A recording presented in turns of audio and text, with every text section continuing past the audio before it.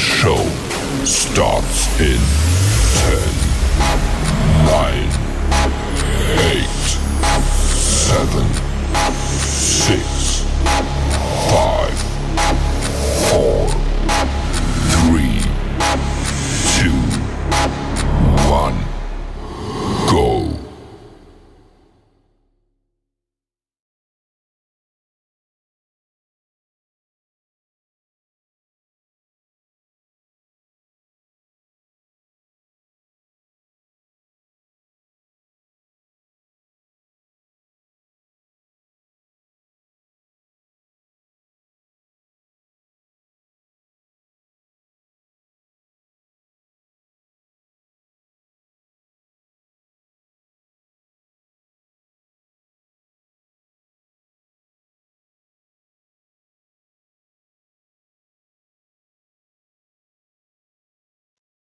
Hello, everybody. I'm your host, Eric Bird, here at StopStrugglingNow.com. We're still mobile, ladies and gentlemen, and that means the show still goes on this Friday, the SSN Nation Financial Friday Night Live Stream. Real estate investing? Are you putting a check mark next to it? I don't know, but a lot of you may be thinking about it. Stock market investing? I'm putting a check mark next to that as well. We got a lot to talk about because there is still chaos. Chaos is good for investors sometimes. And welcome to the SSN Nation Financial Friday Night Live Stream. Stop struggling now, gear. Can we get it up? Check.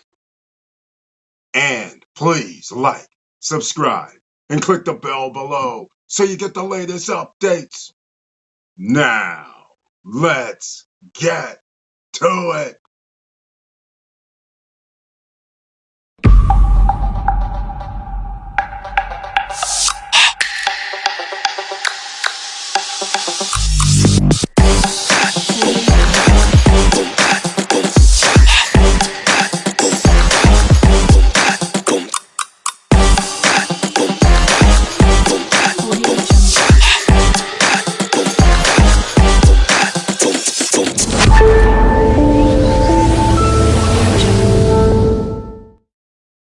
All right, welcome back, ladies and gentlemen. I want to thank you so much for being here this evening or this afternoon, depending on which time zone you're in. And once again, please share the videos because you never know who's out here looking for information, and you may just have an answer to a question that they're asking amongst their friends, amongst their families. And you may come forth. You just never know, ladies and gentlemen. Conversations happen all the time.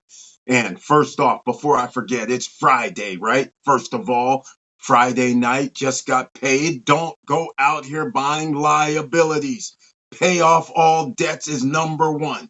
I give you a warning. 1 year, 9 months is what you have left to get your affairs in order because it's a chaotic ride over the next year, year and a half at least. So what do you need? Reduce your debt.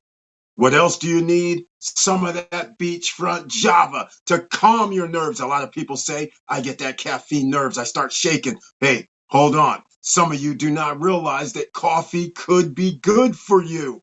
That's right. SSN Lifestyle Health Edition. Also, every now and then. Now, let's get into it a little bit further, shall we? Because you're going to have to protect yourself and your family if you don't have health care, if you potentially do not have a job or you're going to be laid off, if you do not have money in the bank account like 70% of the population who does not have $1,000 in their bank account as I speak right now. So therefore, I don't know about you guys, but you do realize $1,000 is generally not going to be enough to save you. That's not going to be enough for rent these days. That's not even enough for 2 months worth of food the way food costs. Not good enough for 3 or 4 months worth of electricity. Not even good enough for a room in someone's house because you have to put deposit down. I'm just saying, ladies and gentlemen, you have to start thinking about what's going to be in your best interest financially. Post-retirement travel He's in the house. Mr. Worldwide is here. Welcome to the SSN Nation Financial Friday Night Live Stream. And he brings his tagline this evening. Hello, all. Let's do this. That's right. He was down there in South America, in Central America, where they make the best coffee beans on the planet, where they grow them. And then our beachfrontjava.com fam gets African beans and Indonesian beans. So go to beachfrontjava.com. Use the promo code, all caps, all one word, SSN Lifestyle.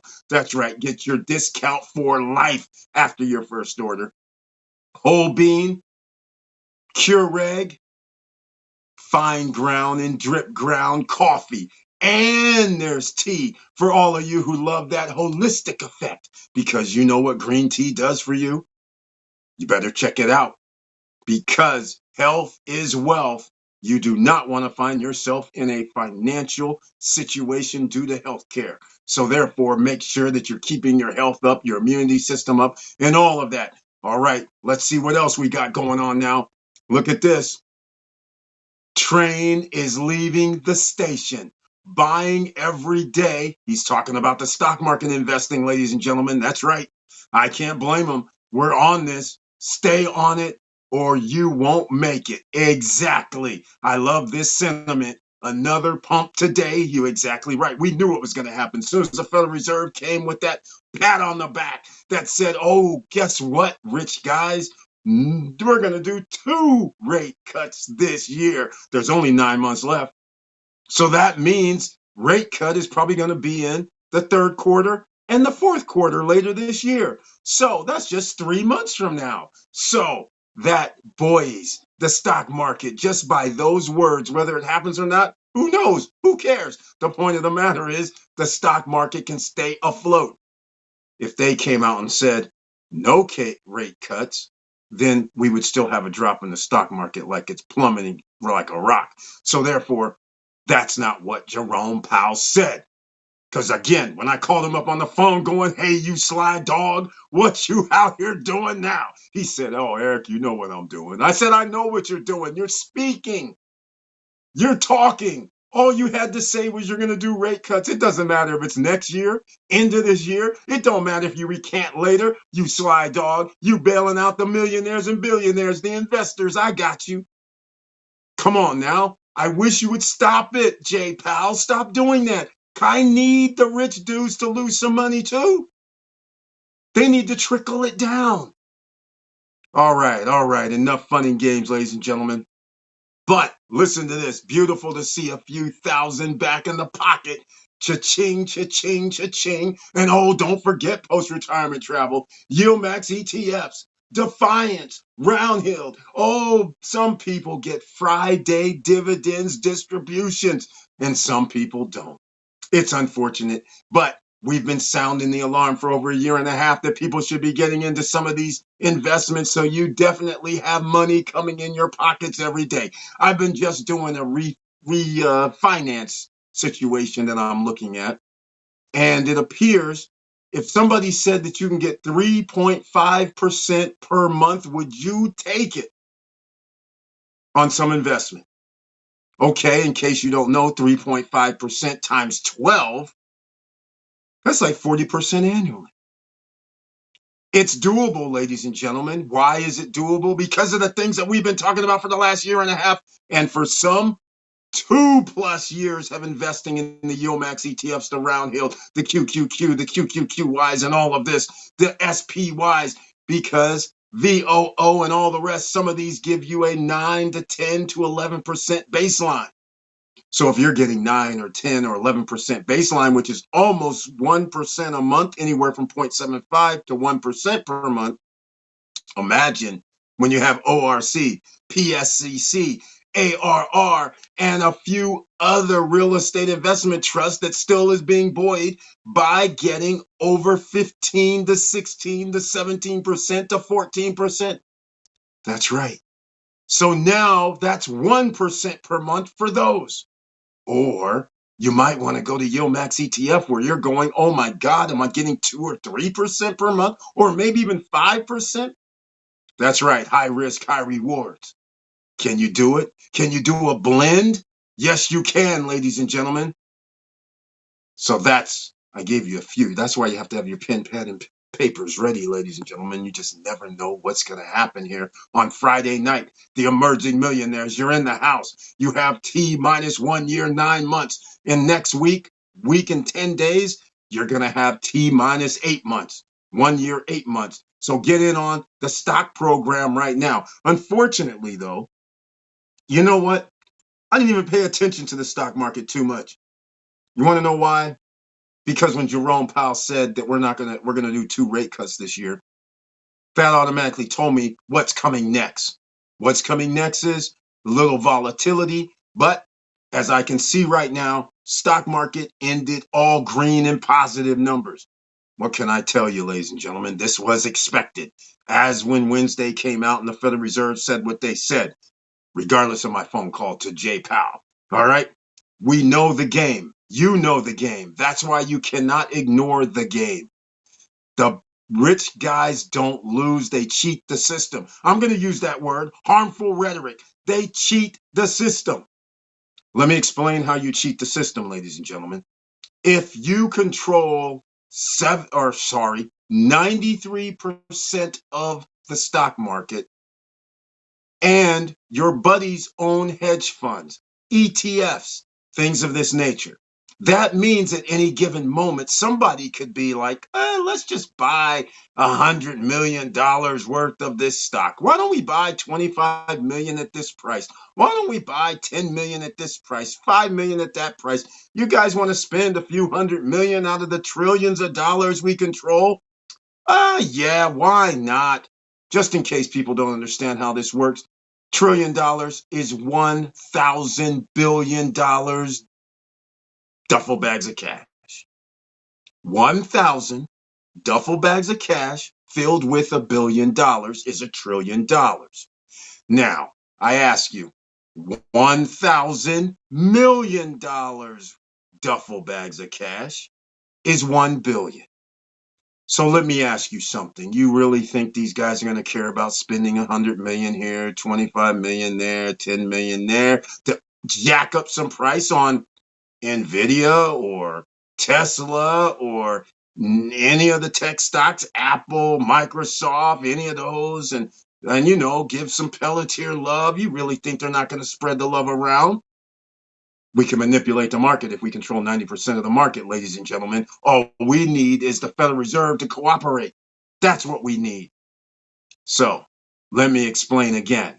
You should be with the big boys. It's Friday night. It's story night. Here's what I used to tell all my friends back in the day when I was 20-something. They'd be like, Eric, why do you have a travel agency? Eric, why are you doing in the car business? Eric, what do you... I was like, wait, what are you saying right now? Who controls travel? Oh, some rich dudes. They own airlines. They own this. They own... That's where I'm going to be. I got to be in that business. They go, why are you in the car business? What do you think I'm in the car business? All these guys make money from being in the car business. They go, Eric, why are you in the real estate game? Because all the rich guys do real estate. They go, Eric, why are you talking to me about mutual funds and ETFs in the stock market? I'm like, because all the rich dudes are there. That's where you should be. You should be in this game. But I digress. You can always work for them. I'm sorry, I have to be the evil genius tonight because it's very, very funny, because these are the conversations of 20-something-year-olds having with another 20-something-year-olds, and they're looking at you like you're an alien. Ladies and gentlemen, there's people still right now who's 30, 40, 50, 60, 70-year-olds listening to this message and still looking at me like I'm an alien. They don't understand. You're out here working your behinds off. Hard working, getting to work in the day, worrying about how the kids are going to school and getting their grades, worrying about, some bills just rolled in. I'm living paycheck to paycheck. How am I going to pay these? I got to get 2 jobs now. So now I got to run down and get 2 jobs. But in the meantime, you're not investing. You're buying liabilities. You should be investing in something if you're going to be working this damn hard for 40 years, 50 years. And now we have some clowns in government who's not even part of the government, or are they part of the government, telling people you're not going to have your Social Security. And businesses that you paid into the Social Security every paycheck. Half of the FICA went into Social Security for your workers. Yeah, you lost money as well because you actually had to pay people more than their hourly wage, more than their salary. Imagine somebody waking up one day and said, we're the efficiency department. You know what? All that money you guys have been putting in over the last 20, 30, 40 years, we'll just take it. The American way. That's why, ladies and gentlemen, we do the other part. We have real estate investing because once you have that so far, they can't just up and take your real estate unless, say, we got eminent domain. So once again, I digress into why we need real estate in America, outside of America, around the world, because you always need a safety net. You don't live in a country that you think you live in. Harmful rhetoric again, ladies and gentlemen. This is why we're demonetized. And that's why I can say any damn thing that I want. Like, even when I was monetized, I still said the same damn thing that I want. Does not matter. Sorry, ladies and gentlemen. Have to get into this tonight because we have to start really thinking about this. You cannot leave the train that's leaving the station. You can't abandon. You're going to have to take this seriously. There is no rhetoric. Do not believe any rhetoric. Here's what the real deal is. It's going to cost you more money. Just think of every day the United States government devalues the currency. By devaluing the currency, that means everything has to go up, whether it's 0.1% every month, whether it's 2% every month. It does not matter. What you're going to buy today, a year from now, is going to cost you more. There is no way around it. It's a group effort. Transportation costs more. Storage and warehouse costs more. Airlines cost more. Oil and gas costs more. So even if they all went up 1%, total, you're going to be paying 7, 10%. And then if people want profits, they have to raise the price from the previous year. So therefore, they're going to add on 10, 6, 5% more on top of that. So no matter how you slice it, no matter what the Federal Reserve says, no matter what our government says, you are double digits inflation. So then the property tax man comes and says, oh, I'm sorry, your tax bill, it was $3,500 last year, but the prices are going up in your neighborhood for the last year. So this year it's $4,000. The insurance man says, we had to drop off all these people because we don't want to cover the risky people. So since we cut off all the risky people that's going to be paying premiums, and thank you for being a member of our insurance company, we're going to have to add on about 30, 40% to your insurance bill, just so we're covered, because we still want to make profit. We don't go out of business. We'll just file bankruptcy first so we don't have to pay out premiums. Harmful rhetoric. Now, let's get into it, ladies and gentlemen.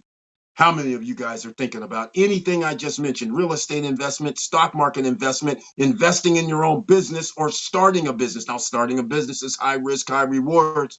It's very risky. 9 out of 10 fail. 1 year. 9 out of 10 fail. 2 years. 9 out of 10 fail. 3 years. It's a very, very rocky road.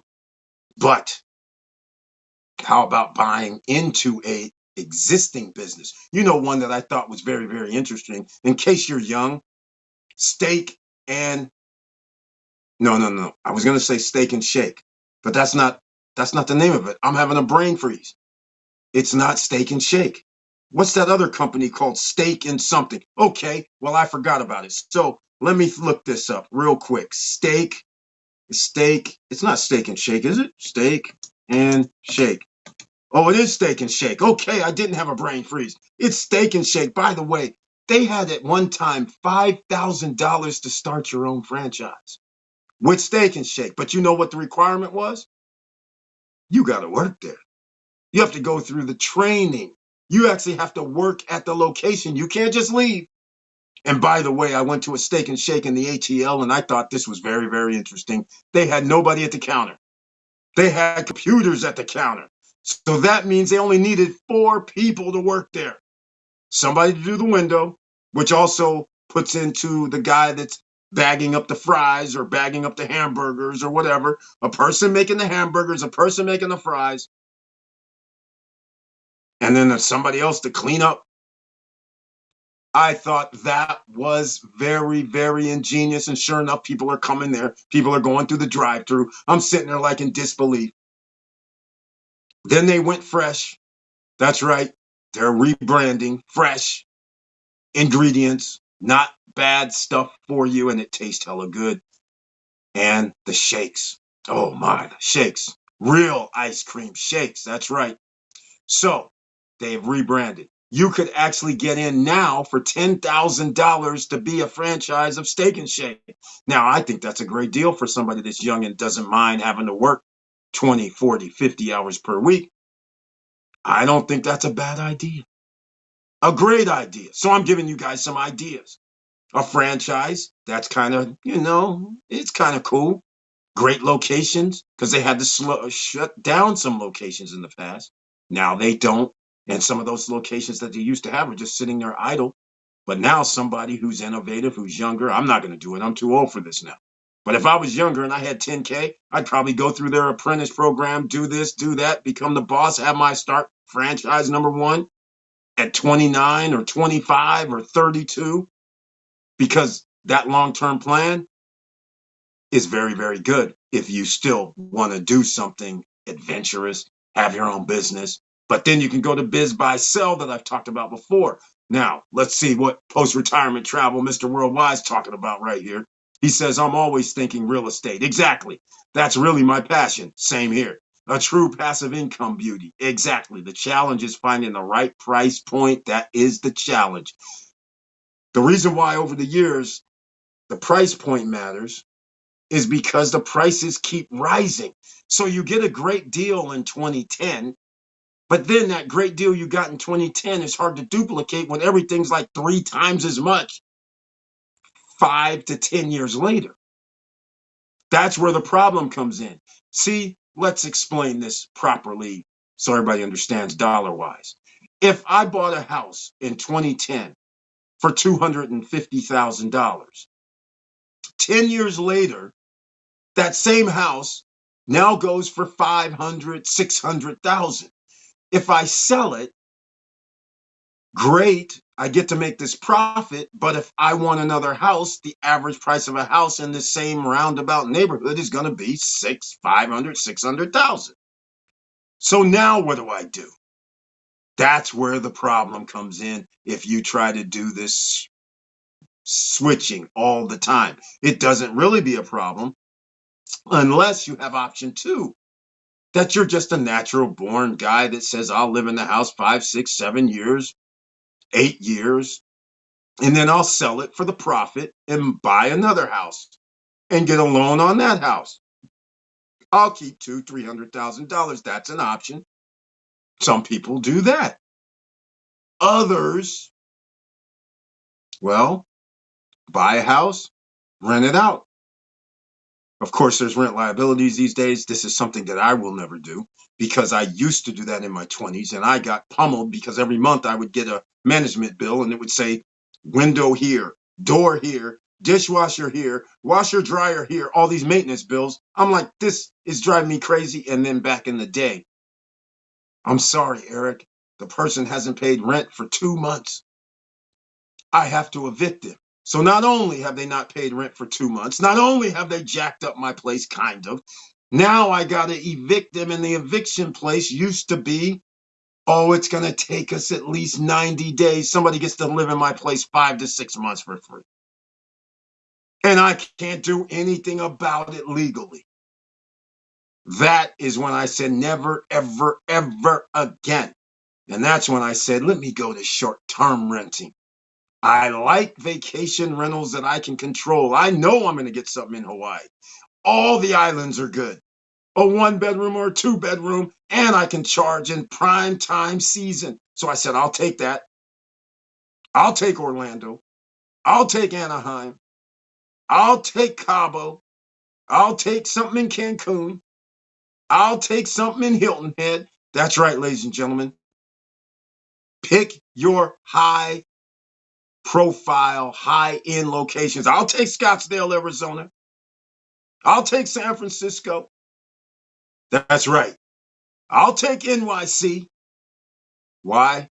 Tourists always come, a reason for tourists to come, and I can charge above premium prices for 3 to 4 months, and in some cases, all year long. I have Las Vegas. You understand where I'm going with this, ladies and gentlemen? You can always dictate your own game. That's how you do it. That's how you do it. Here we go.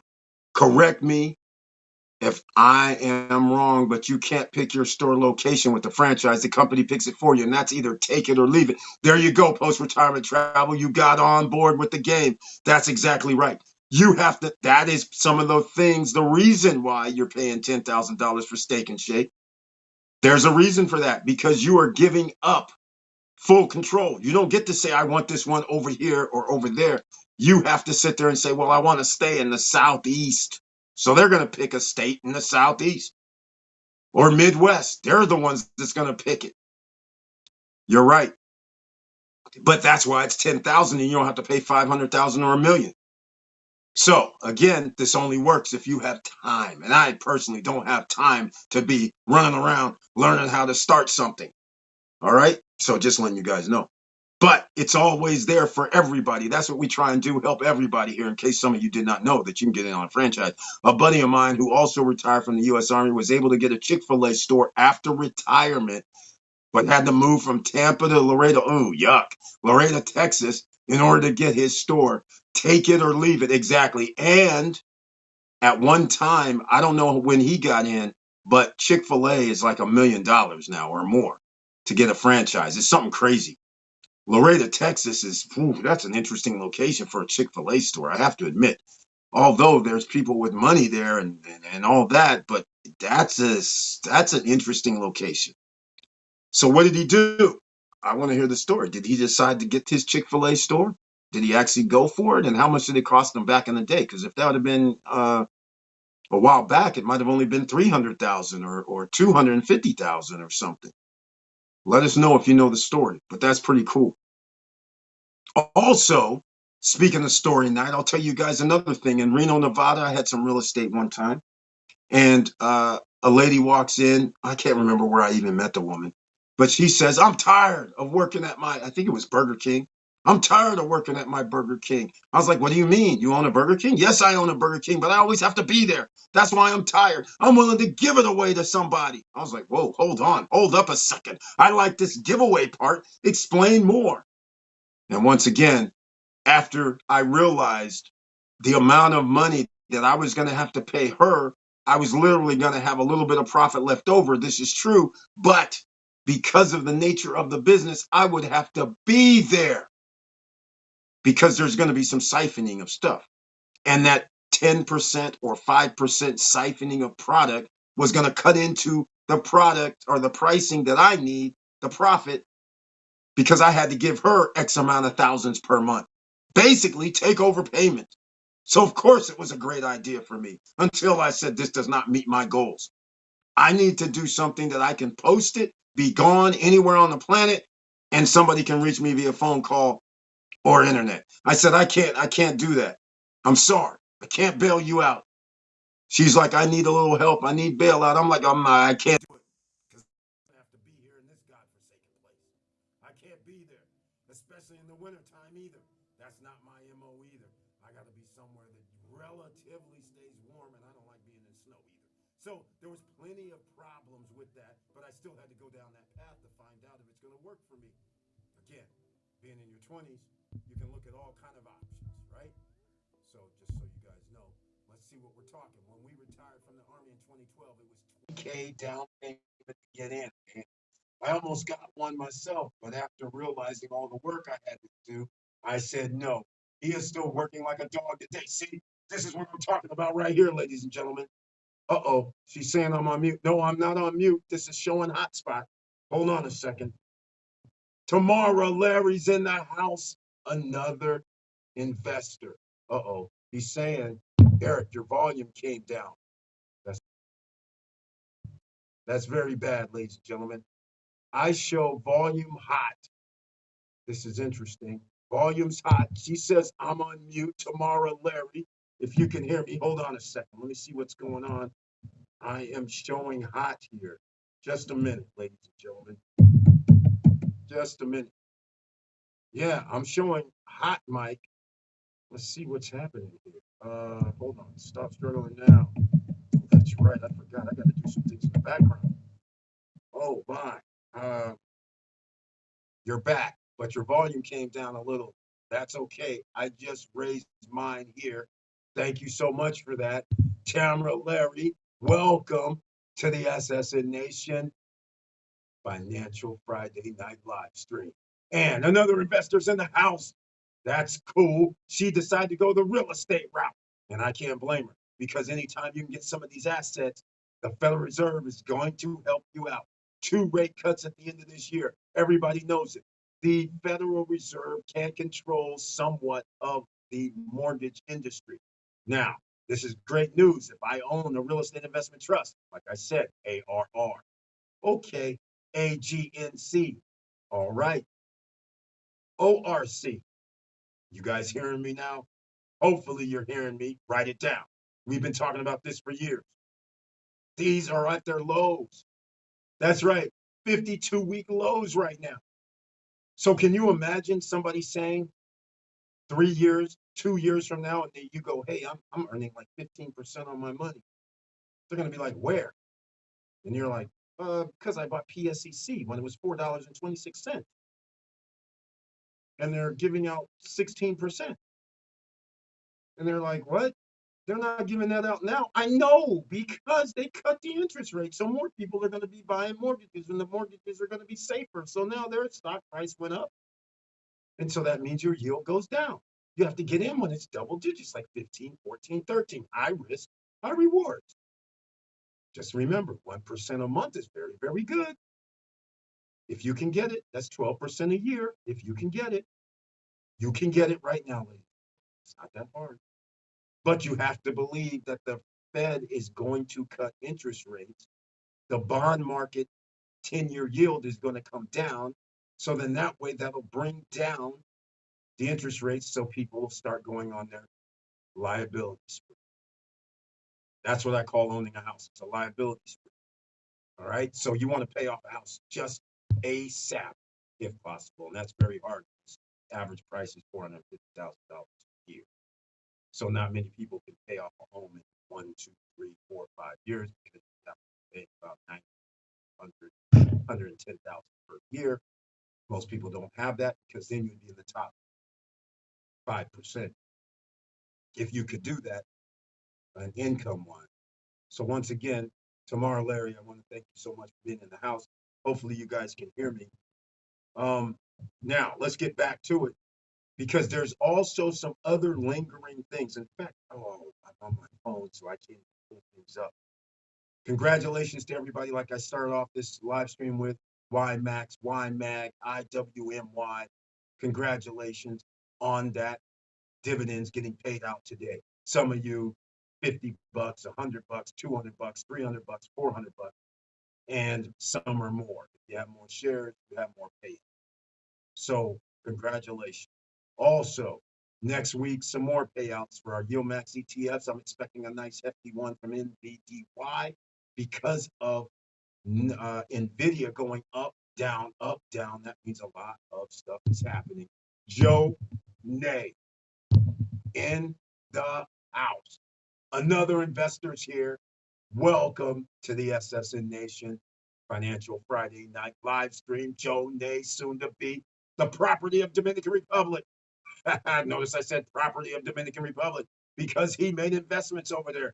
He also will have to pay taxes on real estate purchases if it does not have Comfortor, and if it was over 170,000. But see, he's a smart man. He's buying property under 170,000. So he says, nada taxes for me. No way, no how. I love it. I love when a plan comes together. You got to love it, ladies and gentlemen. So he's got his residency. He's all ready to go. And he's going to be there in less than a month, or there about a month. That'll be sweet, sweet, sweet. So welcome to the SSN Nation Financial Friday Night Live Stream. And he brings his tagline this evening.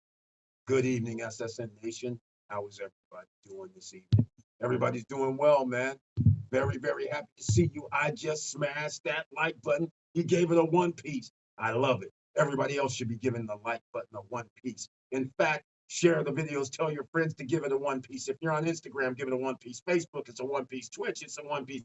YouTube, it's a one piece. I don't really care. Pinterest, give it a heart. I don't care. If you're listening on the Higher Heart Radio and all that, give it a one piece. You guys know I get excited when other people get excited, when other people are winning. That's what we like here in the SSN Nation. We want you to win. Rising tides lifts all boats. Now, with all that said, let's get back to the rising tide situation. All right. So I have to do some other things because every time I do these live streams, since I have to do them like instantly, we have a problem. And that problem is I don't have things down below in the description box. I don't have this playing on all the different channels, so to speak, at the same time, like the SSN Nation podcast and all that. It's not playing. But that doesn't mean anything because we do things on the fly. This is how it works. This is not new to me. We got to play the right way. All right. Now, speaking of play the right way, SSN Lifestyle Punta Cana Investors Forum. When is it? May 13th, 14th, and 15th. I need you to come join me talking about no credit check, no qualifying, no barrier to entry, pre-constructed properties to purchase. They're on the island, Dominican Republic, in Punta Cana area, which has the highest tourist numbers. When you start talking about, think about this. I'm just going to ask investors out there, if somebody told you, it doesn't have nothing to do with Dominican Republic, let's say, just to say any location around the world. Let's just use Spain, for instance. If somebody told you that there's 20 million tourists that go to an island or a country every year, and then somebody said 60% of those tourists land in Barcelona in Spain. Now, would you think Barcelona, Spain would be a good investment location? So when somebody tells you 5 years ago, 5.5 years ago, when somebody tells you Dominican Republic has, well, they did 8.5 air passengers last year. And if somebody told you 60% of the air traffic passengers land in Punta Cana, that is actually what happens. Do you really think that that may not be a good place to invest? Or should I go over to Santo Domingo? Or should I go over to Jarabacoa? Should I go up to Miches? Or should I go to Puerto Plata? Where should I go? Well, the answer to all that is where you should go is wherever you think you can invest to make double digits return. That's where you should be going. It doesn't even have to be with Dominican Republic. You could say, all right, you know what? I can get double digits over in Thailand, over in Vietnam, over in Singapore. I don't really care. I can go over to Alicante, Spain. I can go anywhere. The double digits is the one you want. 0.1% or more is what you want to make every year. That's the real estate investing. Hey, by the way, you know, back in the day, you guys, when they didn't have social media and things like that, they put an ad in the paper and tell people, hey, you want to come and learn how to do investments? That's right, ladies and gentlemen. Up on a stage, I was up there telling people, hey, you want to figure out a way where it's no credit check, no qualifying, no barriers to entry. Oh, damn, it's like 30 years ago. God, doggone it. And again, I didn't have nothing better to do. I said, let me try and help a few people. People are out here trying to buy homes, but they're buying homes because the old school mentality. Buy a house, sit on it for a few years, 10, 15, 20 years. It makes more money. Take out the equity, get a refi, go buy some property. Okay, nothing was wrong with that. But the problem was people couldn't figure out how to finance properly at the time. They're like, oh man, I can't qualify. I can't do this. I can't do that. I said, hold on now. At the time, you could acquire another piece of property by assuming the loan. You heard me, ladies and gentlemen. Imagine today, some people still have this, but it's not the same. Imagine this, ladies and gentlemen. You have a house, a lot of you watching have a home, and imagine you're paying $3,500 per month. Imagine if you didn't even need a realtor. Imagine if somebody came to you and you said, hey, I want to sell this. And somebody, the house is worth, let's just say you owe 200. The house is worth 400. And imagine that you could say, hey, man, I'll let you take over my note. No credit check, no qualifying, no nothing, but I need that 200,000. And they could actually qualify with your lending institution. No credit check, no qualifying, various things. And if you had the 200,000, and in case some people didn't even have equity of that amount, some people were in trouble. They would say, oh man, I'm 1 or 2 payments behind, the third payment, it goes into free foreclosure. I'm not going to have this 10,000 or 8,000 to pay. Now you have a pressing issue.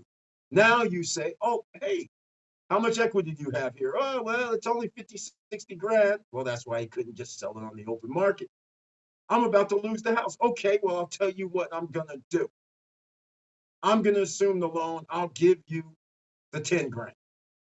I'm not only going to give you the 10 grand, I'm also going to give you another 10 grand. So you're not going to lose the house, but you're going to let me take over the payment to the house. And of course, I qualify with the bank. They say, okay. But I didn't have to qualify because you won't believe this. They used to have no qualified assumable loans back in the day. That's right, ladies and gentlemen. One of the most dangerous men in America. So I used to hold seminars in the Sacramento area to help people free of charge. None of that Tom Boo nonsense. None of that, what's his name? Allen, what was his name? Allen. None of them infomercial dudes. Come on down to my seminar and let me get you started tomorrow. Oh, you think I was in the gracious hands of the mortgage guys? You think all the banks love me? You think all these guys love me? Hell no, they didn't love me. They were trying to stop me. They were like, oh, no, we want people to pay the mortgage guys. We want them to come to us and give us our points on these loans. No, this thing you're doing, no, they don't pay us. They don't do nothing. Exactly. The person controls their own fate. You see, ladies and gentlemen, I've been down the path of government interference. I've been down the path of federal interference. This is what I used to do back in the day. They said, oh, no, this dude's on the most wanted list right now. We got to stop him. He's out here trying to help people. That harmful rhetoric, ladies and gentlemen, kind of like what YouTube's talking about. MSTY from post-retirement travel, NVDY, and PLTY are tearing it up. That's right. Do you guys have any of these? Do you guys have any of these? Thank you so much for mentioning this. Look at this, ladies and gentlemen. Oh, my PLTY, $5.93 per share. Dividends? Holy smokes. Talk about yield max ETFs, baby. MSTY, that's on the MicroStrategy. NVDY, that's NVIDIA. PLTY, Pelletier. And tearing it up over $1.38 was MSTY. I love it. $1.61 is NVDY. Oh, don't we get payout sometime in the next few days for NVDY? I love that too. And by the way, the ex-dividend date hasn't come up for NVDY yet. Has it? I don't think so. PLTY, $5.93. Oh my God, where's my, hold on a second. This can't be. This is crazy. I love that, man. I love that. I love this. Wait, I got Federal Reserve to the rescue again. That wasn't supposed to be up here. Is that for real right now? I got to change this. This is for real. I can hear myself. Oh my, that wasn't supposed to be the title of this video. This is a back-to-back. I got to change the title of this video. This is the wrong name. This was real estate, and I can't even see it now that I'm thinking about it. This is all bad. Now I have 2 live streams back-to-back. This is not good, ladies and gentlemen. But nonetheless, thank you so much, Post-Retirement Travel. But tell me once again, since it's going to take me a while to look this up, I got to change the title of this. This is not good. Let me know if these ex-dividend dates have already come by, because I thought NVDY, I think that's like middle of next week. That means some people could actually make investments depending on their ex-dividend date right now, tonight, into NVDY and PLTY and get some dividends next week. I think PLTY is next week as well. Hold on real quick. I gotta change this up. Man, I can't believe this. I tried something in the back office. Wealth building. You know what? I'm gonna do wealth building class tonight. That's right, wealth building class. That's what we're out here doing, ladies and gentlemen, trying to help people biz, buy, sell. Go over there, check out some businesses. People are like, I want out. Most of the time, a business is ran by mom and pops, and they actually have to be there. So they're saying, I want out. You can't blame anybody that says, I want out. But let me know, post-retirement travel is NVDY and PLTY. And I think MSTY is, wait, it's not this week, is it? It's like, it can't be. Or was that past? Okay, here we go. There we go. Okay. Yep, NVDY is next week. And PLTY is also in about a week. Yeah, exactly. Everybody, all of these, this is what their dividends paid this past month. MSTY, a beast. It's been a beast. NVDY, a beast. PLTY, a beast. All of them have been a beast, ladies and gentlemen. And the rate of return is unbelievable. Crazy. Crazy. In fact, I wish I could just I wish I had my phone. Again, if anybody's out there, send me an email or post in this chat room if you know where I can get a prepaid hotspot. I don't want to sign up with no bot. I just want to go down, get prepaid hotspot so I can be anywhere in the United States and have a hotspot that does 50 megabytes per second or 100 megabytes per second or more. That's all I need. I don't need this 5 megabytes per second. It's fine. I'm working on my phone from EB Mux. It works on my phone, but when I try to run a hotspot, you guys know it's only doing like 10 to 15 megabytes per second. And how's that look? I'm not going to be able to stream to 3, 4 places at once like I can do right now. So what are we going to do, ladies and gentlemen? I need some help. I've Googled, I've checked everywhere. Everybody talks a good game. And then it turns out being, oh, sign up with my Xfinity, sign up with T-Mobile, sign up with Verizon. I'm like, I thought it was prepaid. It is prepaid, but you have to have an account with us. Why do I need an account with you? I have an account when I buy it prepaid. Set me up an account. Why do I need another account? What are you talking about right now?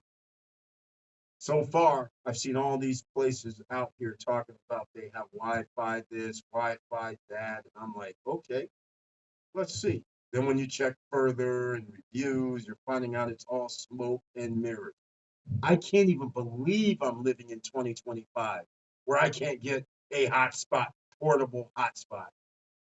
And I'm not talking about using a SIM card. I'm talking about a real portable hotspot like Verizon has if you're a Verizon customer, their own little box that you can take with you. I thought that by now that would be a portable. You know what? That'd be one hell of a business, wouldn't it? One hell of a business model, because apparently it doesn't exist where you can get high-speed internet that's not tied to one of these mobile carriers or one of these cable carriers. It's incredible. I'm just like, oh my God, I stumbled upon something possibly. I know where I'm going to get the answer. China, Korea, Taiwan. Why? Because, you know, story time. I was 16 years old, lucky enough to be 15 years old, 5'6", 5'7"-ish. But then all of a sudden, that 15-year summer, changing into 16 years old. Next thing I know, pants don't fit, things don't fit. I'm like 6 foot tall. I'm like, oh my God, what's going on? Let me go down to the basketball courts and school some dudes right now. And so, you know, living on a military base, I'm going down to the main military base gym. That's right. I'm a grown man now. We playing with the big boys. So now I gather up my My other friends who are 16, 17 years old, we're juniors, seniors in high school, but we can play ball a little bit. So, of course, we come into the games and we say, next up. And of course, in the military, some of the guys are 18, some of the guys are 19, some of the guys are 20, just getting in the military. So now the difference between 16 and 18 is very small. 17 and 18, very small. 17 and 19, 16 and 19, when we're all like 6 foot tall, it's very small. So now we have ups. We win some games in a row. They're like, wait, you guys, are you guys in the military? What base are you guys from? Whoa, whoa, whoa, whoa. We're in high school. What you talking about? They're like, what did you guys just say? We're in high school kicking your ass. Of course, we're talking smack. So now, because these guys didn't even take too much, because they're talking smack, obviously, once they learn that we're not 18, they're just like, oh, you little kids, we're going to school. You know you're wrong. So now what happens after the games, they're like, hey, man, you guys should come over to our, what do you call them? Dorms. I'll call them dorms. Come over to our dorms and hang out with us. We'll play some games and cards. Oh, hold up. No, I don't think so. But, of course, adventurous that I have to be, I'll take you up on that offer. A few people, you know what? I go over to their dorm room. They start showing me some electronic equipment. I'm sitting there like, where'd you get this? This doesn't exist in America. They're like, ha, ha, ha, you're damn right. I got it over in like Korea. I'm like, excuse me? You got this in what they call a third world country? They're like, yeah. And we don't make, I said, hold up. This is better than Sony. They were bringing me back they brought them back some Marantz and some other stuff that I never even heard of that they don't even sell in America. The music, the quality of sound, everything was like, their turntables was like, oh my God. I was like, everything was crispy, clear, the speakers. I was like, oh my God, what the hell's going on right now? Ladies and gentlemen, that was the epiphany that was needed. 16 years old and realizing America's not number one in any damn thing. These dudes are bringing back stuff in America that I've never seen in America and did not see for 3, 4, 5 years later. I'm sitting there like, oh my God, I thought we were number one in all kinds of stuff, especially electronics, especially in every damn thing. I'm like, whoa, hold up now. The rest of the world's ahead of us? Who would have thought? So now what do? Being the adventurous businessman I am, I say, hold on, let me go find out who these wholesalers are. Let me find out where do you guys get those 35 millimeter cameras? They're like, oh man, over in Japan and in Hong Kong and China and all that. And man, these 35 millimeter cameras, we got them for $12 with zoom lens on them. Oh, these zoom lens, yeah, they were $2. I'm like, hold on a second. This stuff sells for $100, $150 at the store right now. They're like, ha, ha, ha, exactly. That's why we had to bring it back. So now what do? Yamashita. That's what one of the dudes, Yamashita cameras selling for $150, $200 in America. I call the Yamashita factory. The dude's the CEO, answers the damn phone. How can I help you? I understand you want to make an order because he speaks English and I guess whatever, Japanese. And so I said, yeah, I need to order. What's your minimum order? He says, oh, just 2 dozen. I'm thinking, okay, how much is 2 dozen going to cost me? The man says $10 a piece. Ladies and gentlemen, you can imagine an 18-year-old kid, 17-year-old kid hearing this. He says $10 each for a camera that sells for over 100. I'm like, sold. Where do I get these? He's like, back in the day, ladies and gentlemen, talk about trade. You guys have no idea. Get this. 2 dozen is $24. $240. You're not going to believe what I'm about to tell you because most of you are going to say, Eric, it had to come on a boat. It's going to take 3 months. Right. But I asked him, hey, man, how soon can I get this? By boat, Eric, it's going to take you about 2, 3 months. But for an extra $20, it'll be there next week. Excuse me? An extra $20? It'll be here next week? Yes. Okay, how do I send you money? He says, wire it to me. Now, of course, I'm 17. I have a bank account. I'm thinking, wire? What the hell is he talking about, wire? I go down to the bank. I said, hey, I need to wire some money to Japan. Dude's like, okay, no problem. This is what I need. I'm like, are you kidding me? Right? How long does it get there? They're like, oh, it'll be there in like 2 days or something. I said, are you kidding me right now? He goes, no. So now I call back up the CEO, gets on the phone the next, because remember, they're hours ahead of us. Like right now, it's probably morning in Japan, or maybe not morning, but it'll be 4 or 5, 6 in the morning, something like that. But anyhow, nonetheless, the thing is, morning time over there, I call him and he says, yes, Eric, $20 extra by air, and it's going to be there in 3 days because I'm in Cali. I said, are you joking right now? You're not playing with me, right? He goes, no, as long as you send me the wire and you send me a copy of that you wired it from the bank, or they can send a copy, then I'll ship it out same day. As they say in New York and Northeast, bet. So now we go down to the bank. I send them some money, $260. No crap. 3 days later, 2 dozen Yamashita 35mm cameras show up at the pad. That's right, ladies and gentlemen. We in business. The young gun is in the house early. And that's when I learned that the rest of the world pays less than Americans. That was just the tip of the iceberg. So now I play basketball. And now I'm going to the U of F. And now while I'm at U of F, I get sidetracked. Beautiful women, nice weather, class is full of all kind of activity. My dorm has all kind of activity going on.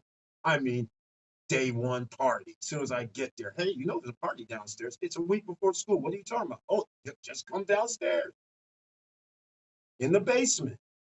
And that's when I went off the rails day one. So, nonetheless, I'm sidelined in Florida for a little while, a year and a half. So then I finally go back to Cali. And when I go back to Cali, I reignite my empire for wholesale selling. And that's when things go down. And so one of these days, I'll show you guys an article from when I was at college where they say the kid who everybody wondered, why does this guy never talk to us? Why does this guy have seemingly like he has everything on lock? He has the clothes, he has the cars, he has the women, and he plays sports. He must be a drug dealer. What do? Just play hoops. He must be a drug dealer. That's what they would always say. He's got to be. This dude's got nice clothes. I'm like, well, yeah, you think San Francisco's 45 minutes, an hour away. And that's when I learned San Francisco downtown on Market Street. This is story time. Downtown, I get off on Market Street at the bus station. A block or two over from Market Street is also where there's garments and stores. There used to be these big time stores on Market or Broadway, whatever they call it. But nonetheless, so come to find out, I'm going around looking for clothes, GQ magazine. I'm looking for this, and this. I'm pointing stuff out. They're like, yeah, it's over here at the store. I'm like, yeah, but at the store, it's like $150, $250. I'm a college student. I can't afford this. They're like, okay, I'll tell you what. Some good Samaritan that was in the fashion industry, clothing industry says, I'll tell you what. Meet me over here in this alley a couple of blocks over at X amount of time. I'm like, okay, hold on, man. I don't know about, you know what city we're in, right? I said, okay, I got you. So I just had to go get some armaments, make sure I'm good, because you never know what's going to happen in a back alley in San Francisco, although it's cool. So we go there. Dude shows up. He says, I'm going to take you over here. Next thing I know, I see racks of clothes. We're in this room, racks of clothes here, racks of clothes there. He's like, I'm like, yeah, this is the GQ stuff. He says, that's right, Eric. There's people out here paying $200, $300, $400 for some of this stuff. But it really only costs like 25, 35 bucks. I'm like, are you serious right now? He's like, yeah, I'm serious right. So you're telling me I can give you like 150 bucks right now, and I'm gonna have like clothes, a pair of slacks, shirts, this nice coat that I like, because you know it's 60 degrees in the city, also 60 degrees at night up in Sonoma State. I'm like, he's like, yeah. I was like, oh my God. I said, and all this right here on the magazine, I have already seen it. It's here. He goes, that's right. He goes, 3 of those outfits you see on the covers only gonna cost you like 200 bucks. I'm like, are you joking right now? He's like, I'm like, I got 200. I want my stuff. Put it all in the bag. See you whenever next week. Next week, you're gonna see me. So I didn't tell anybody anything at this point. Everybody's trying to figure out, why does this guy look like he's Mr. GQ coming to school? What's going on? Everybody likes him. He's got money. He's got everything going on. And I would always I just play hoops. I'm just handling hoops. I'm going to school. What I was doing was handling school business. I'm taking all the classes that people don't want to take. Yes, I'm taking accounting. Yes, I'm taking business classes. I'm doing all that stuff that people would never suspect. I'm not even in school until Tuesday. I don't even have classes on Monday. I only have classes on Tuesday and Thursday. Why? Because I'm going to class at 10 a.m. in the morning. I get out at 2 p.m. or 3 because we got practice at 4. So that's enough credits. That's like 12 credits. I was over credits because I actually did a buildup of credits my previous 2 years. So I actually had well more enough credits. So I could only do 12.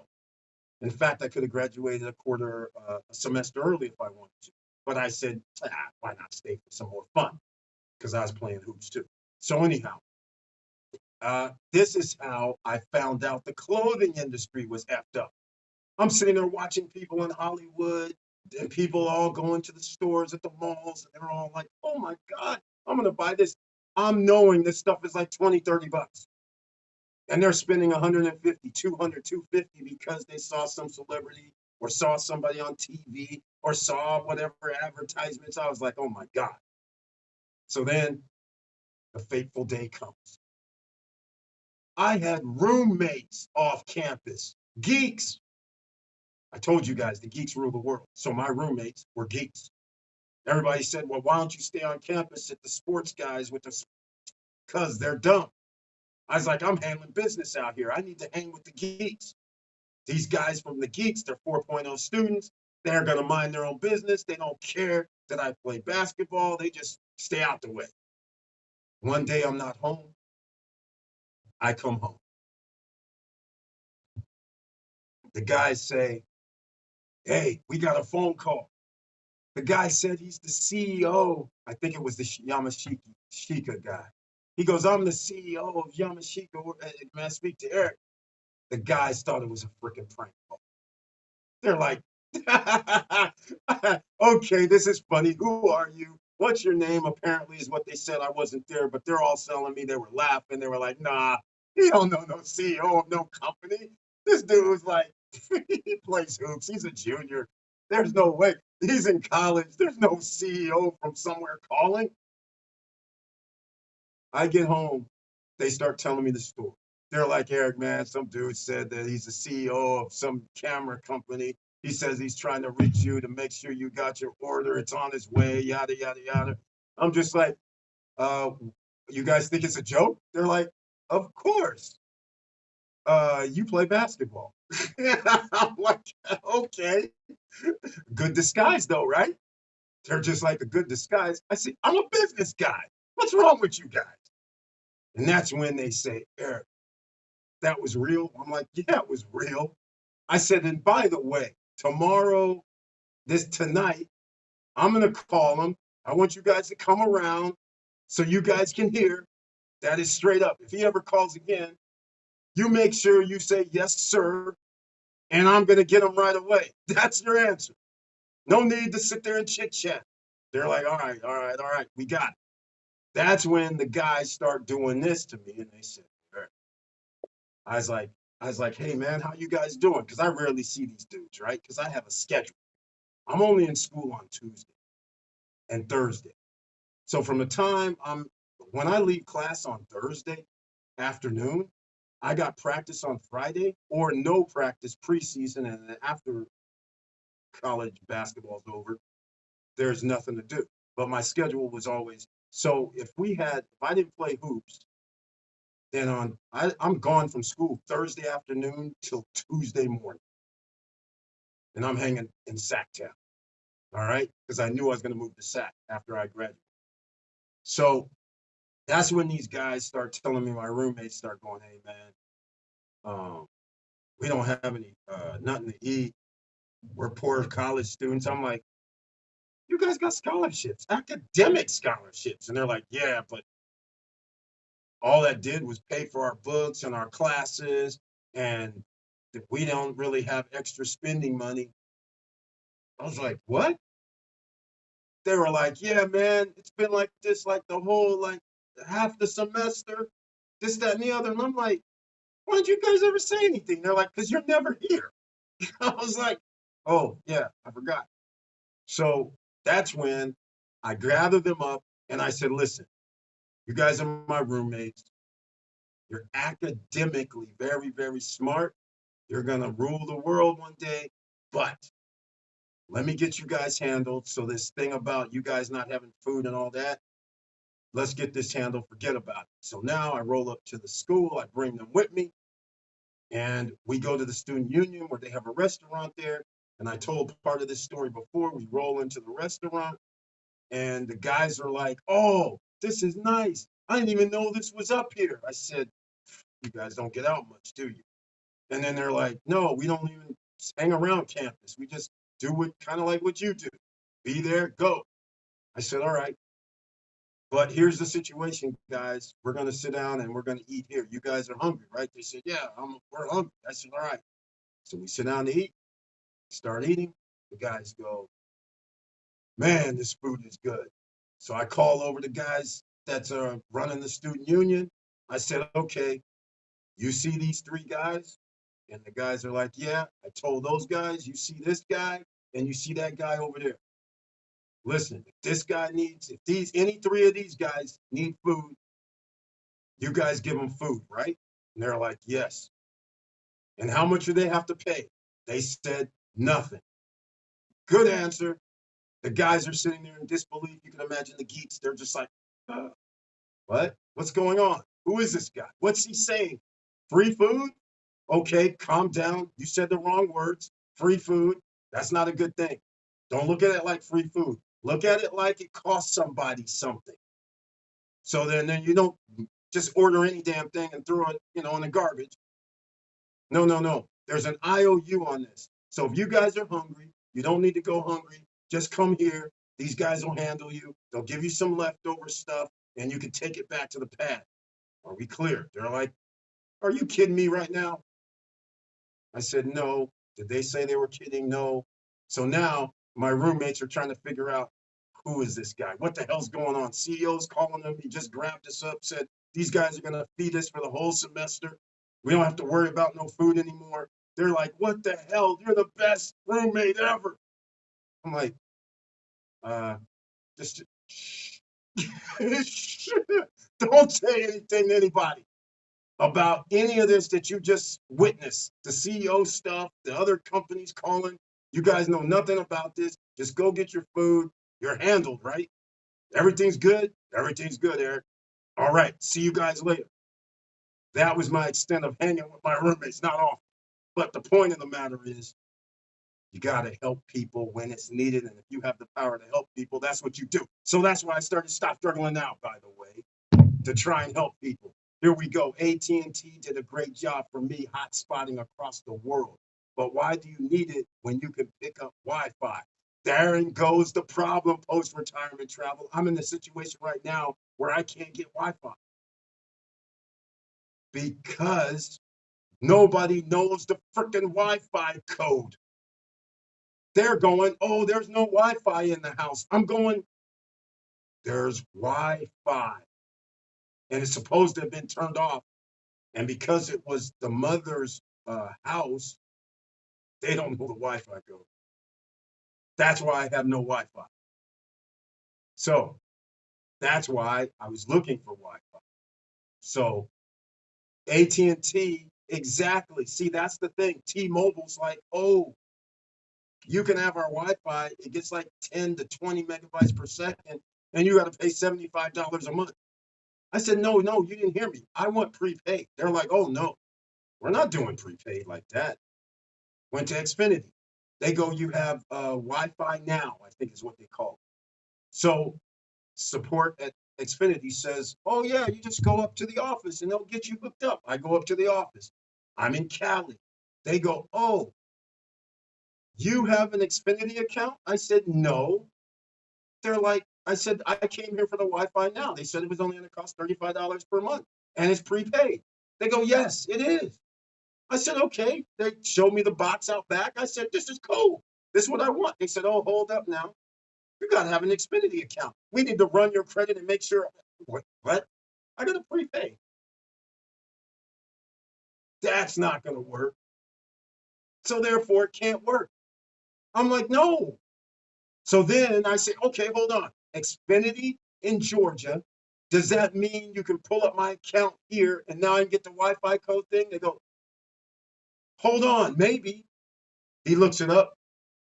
He says, oh no, we're separate. We're different. You actually have to have an account here. We can't use another account somewhere else. So you're telling me I can't get the prepaid Wi-Fi now thing that your support said all I had to do was come down here and prepay? They said, yeah, it's $30, but you got to have an Xfinity account. I said, I'm not going to have an Xfinity. Not going to happen. So that's what happened. So now we'd have to have 2 Xfinity accounts. And I'm prepaying $30 a month. I think it was $35 a month. I was like, this does not make any sense whatsoever. So then I went to Verizon. Oh, you got to have a Verizon account to have this. Then I went to, who was the other person I went to? I went to T-Mobile, Xfinity, Verizon, and I went to another telephone company. They all said the same thing. You got to have telephone service with this if you want this. I'm like, I don't want it. I want prepaid. I want prepaid. I don't know what the hell's wrong with you. Okay, here we go. Let's go. I got some help here from Post-Retirement Travel. There is this portable Wi-Fi device that costs less than $60, but unfortunately need to have an account with the provider. Exactly. Perhaps Best Buy has some type of gadget. Hopefully so, man. But again, ever since I found out I can use my phone, the mic is kind of messed up. But ever since they said I can use my phone, that's a lot better, right? A lot better. So anyhow, story night's over. This is the part of the story that I gave you a long story. And some of you heard parts of it before, but that's the long story on how the young gun, who was only 17, 18 years old, starting his empire. And yes, some people are going to go, well, Eric, after you graduate from college with a degree, why did you, what happened? I still was running business, but in my mind, I'm like 22. I'm like 23. And I'm like, man, what happens if things fail? I should have a job. I should actually get a job so then I can figure out, I'll get on, in case maybe that I'll learn from working for somebody else, and I'll put in a track record just in case my business or businesses fail, then I'll always be able to get another job. So that's what I did.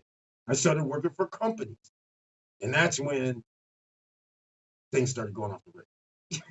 That's when things were going off the rail. Because now there's a tier. When you first start a job and you're only 23, 24, 25, whatever it is, you're on the low totem pole user. Even though you have a skill set that's beyond what you're doing, and listening to people who just take orders and you make suggestions such, like this could be better if you do this. And then they just dismiss it. Oh, you're the new guy. You don't know how things are run around here. I'm like, I didn't say anything about that. What I said was, if we did this, this could be better. Now, if you have a rebuttal about why this would not be better, then let me know. You're the new guy. Don't matter. I'm like, yeah, but we could be more efficient. We can do this better. Sorry. Manager doesn't agree. I'm just like, is this a joke right now? Because I've been so used to just on demand, like, I need this, I order that, I go buy this, I sell this for that, I put this advertising here, I do that instantly. I'm not sitting there saying if I can do this better, bingo, we do it better. We don't sit there and be like, oh yeah, well, you're the new kid, you're the young guy, you don't know what you're talking about, yada yada yada. So I was like listening to all this garbage, and I'm like laughing half the time because I still have business that I'm doing. I just work here just so I have a record at 23 years old, 24 years old, 25 years old, in case some job came up that was going to pay me more than I'm making. If somebody came up and said, you get 150K, 100K, because I was making less than 100K. If you make 100K, 89, 90K, okay. Then I'll come play with you like this. But I'm making way less than that. So I figured I'm learning. I'm apprentice, so to speak, seeing how businesses run. And they're so inefficient in how they operate. And then there's office politics. And then I didn't realize just because you work somewhere X amount of years, you have an advantage over somebody who just showed up, whether you knew something or not. So anyhow, that's part of the problem in America. They stifle people that have great ideas, and they promote people who are yes men most of the time. That is what the problem is. So how do you have a fallen empire where real estate investing, stock market investing, investing in your own business, or investing in buying a new business? Why you have to do all that is because you have a failing empire that wants to make sure the old cronies stay in position. They don't want to get out the way. They're getting soft at the top. And that means we can't move fast. We can't be efficient. Our technologies and everything slows down. And that's why the rest of the world is caught up. Just so everybody understands where I'm going with this harmful rhetoric, ladies and gentlemen, according to YouTube. All right. All right. There's a portable. I read that. All right. Let's get back to the business at hand. Real estate investing. No credit check. No qualifying. No barriers to entry. Make 13, 14 to 15 SSN lifestyle. Punta Cana Investors Forum. There's still opportunities there. There's new opportunities. You won't believe this. Mr. Ho Chi Minh, Mr. Astacio hit me up and said, hey, you know about this thing in Macau? $56,000 for condos? Hold up. Semi-developer, semi-location, send me any damn thing, brochure. And then I get no response. I'm just like, seriously right now? Ladies and gentlemen, that's a game changer depending on where it is in Macau. 56,000? I don't care if it's a studio or a one bedroom. That is cheap as hell. But again, if it just has a pool and parking, that's nothing. So I need to know more. I don't know more, but that means I got to go searching on Instagram and YouTube. He probably made a video about it. We'll see what happens. Now, the other thing is, make sure you guys smash the like button. I know it's story night. In case you joined us, I got story night on Friday night. We got another year and a half of story night. A year and 3 months, 4 months. That's it. That's when I go into full retirement mode, semi-retirement mode, because it's within me to help. So, semi-retirement mode. But in order to get to retirement mode, ladies and gentlemen, you have to reduce your liabilities. Get your expenses down to near zero as possible. It's not possible to go to zero. You have to live somewhere. So when somebody says my house is free and clear, okay, that's great, but you still have annual taxes. You still have water, sewer, and garbage. You still have maintenance and upkeep. So it's no zero. And you have to have insurance. There's no zero. Whether you have to pay $7,000 a year, $10,000 a year, $12,000 a year or more just in monthly expenses, that's what it's got to be. And if something happens in this day and age, cutting down a tree is $5 grand. So this ain't cheap out here. All right. So that's why I would rather have a mortgage and have cash in your pocket to buy stocks and real estate, which can give you more money in your pocket faster, which is what Post-Retirement Travel alluded to. Why he's always been interested in real estate. I too have always been interested in real estate. All right, just so you guys understand.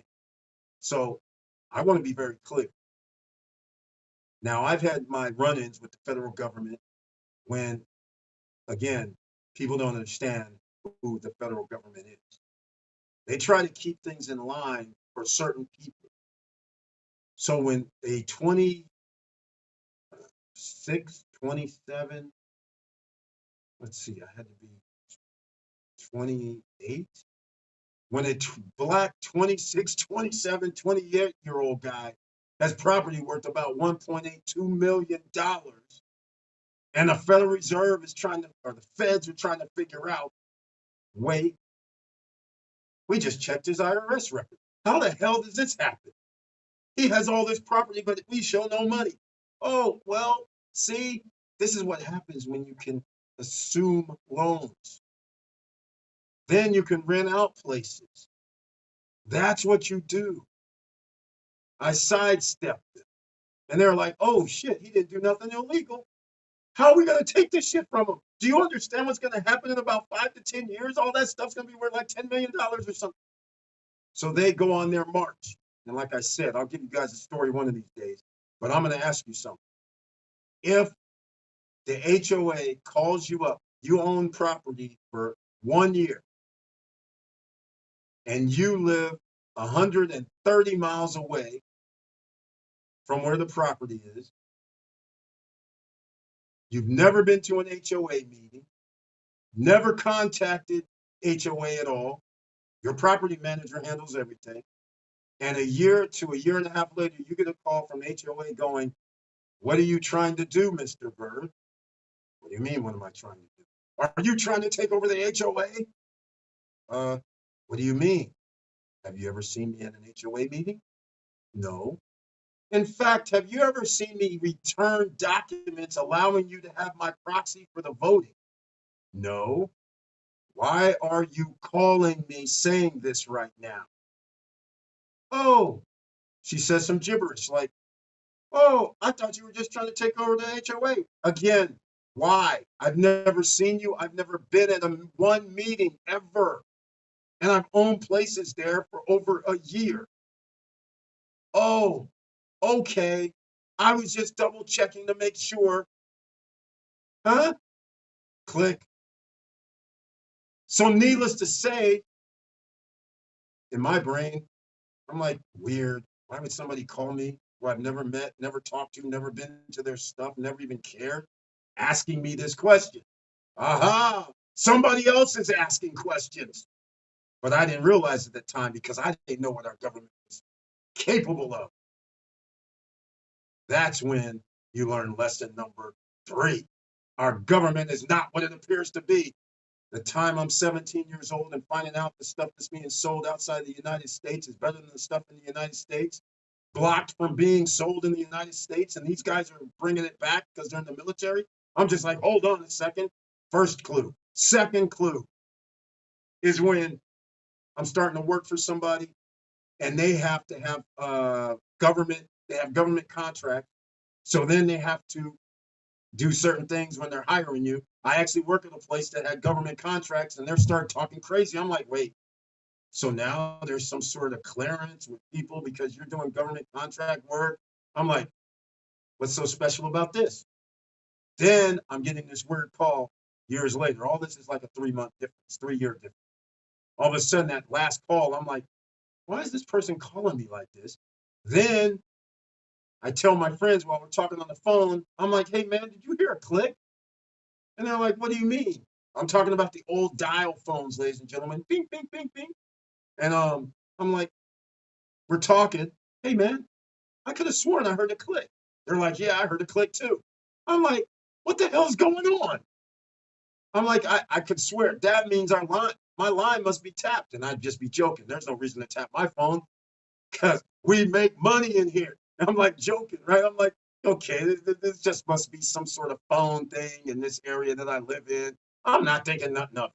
Oh, but wait, that story gets even better because a year and a half, 2 years later, boom, the government comes down. They're like, oh, you're doing all this crazy stuff. You're a terror to society. You know that thing that they're doing right now about these Venezuelans that they're deporting and all these other people in El Salvador they're deporting, and they're saying, oh, they're criminals. They're the worst people on the planet. They're doing something to you. Can you prove it? Hey, wait a minute. These people don't have no records in the United States. They've never been arrested, never been in trouble. They don't even have any records in El Salvador. But you're claiming they're the worst people on the planet. You're parading them around taking them on planes. 40 years ago, ladies and gentlemen. That's me. All right. Now you're getting it. And now you know why I'm not scared. Because this is what these guys did in my 20s. All right. I'll give you guys some more of those stories another day. Let's get back to the business at hand. Correct. You still have to pay taxes. And guess what? A paid off home won't give you tax discounts for interest loan. No. I'd rather use my cash to buy another property and take it off taxes. Very well said. Post-retirement travel. You guys want to talk about accounting, ladies and gentlemen? There's your accounting for you. You rent it out, treat it as a business, and then everything becomes an expense. This is why the wealthy stay wealthy. That's right. My property manager, as post-retirement travel, and a lot of you who have real estate property knows you have your property manager or not. You sit there, your taxes all of a sudden, I got write-off. At least I do. I sit there and I tell them, okay, how much did you say we had to fix the dishwasher for? That's maintenance. That's a tax write-off. How much am I paying my property manager? You're damn right. I'm writing that off too. So now, who cares what my IRS income is? Because I'm writing off 25%. Well, okay, I should explain something. It wasn't 25% back in the day. It was 10%. I'm writing off 10% of profit, which now means my tax is lower. It's a beautiful thing. We made the money, we spent the money on stuff that we have to spend the money on anyhow. And so now they go, okay, you made 120,000, but I get to sit there and be like, hey man, I get to write off like 60K. We're paying them anyhow. I'm like, we have to pay this stuff anyhow. So there you go. It's pretty simple, ladies and gentlemen.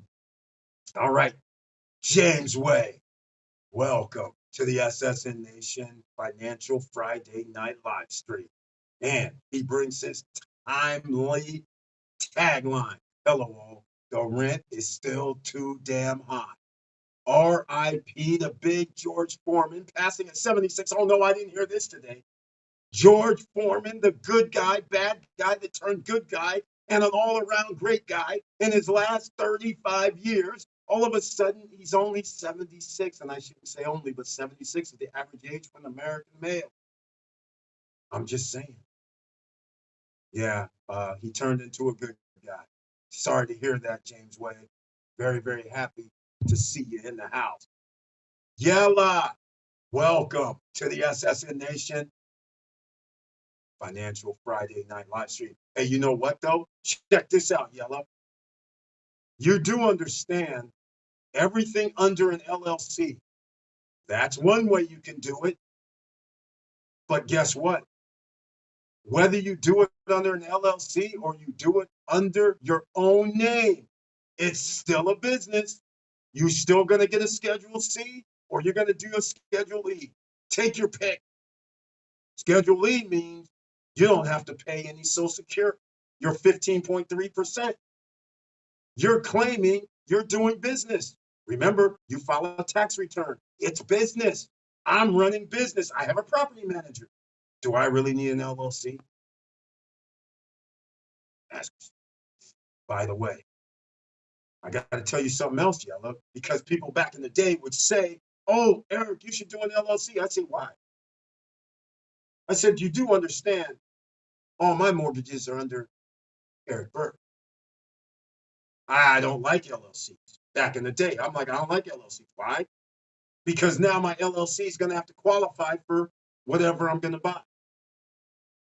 So I want it under my name, which I fully control it. So there's no dispute about who owns it. So I still file my taxes accordingly because Eric Bird is still doing business. So IRS always let me pass. No problema. You're damn right. No, you don't need one, but if you want one, so be it. I don't really care. But that's how I used to do it. I'd be like, man, I don't know. There are people be like, Eric, how are you doing? What do you mean, how am I doing it? You file your freaking taxes accordingly.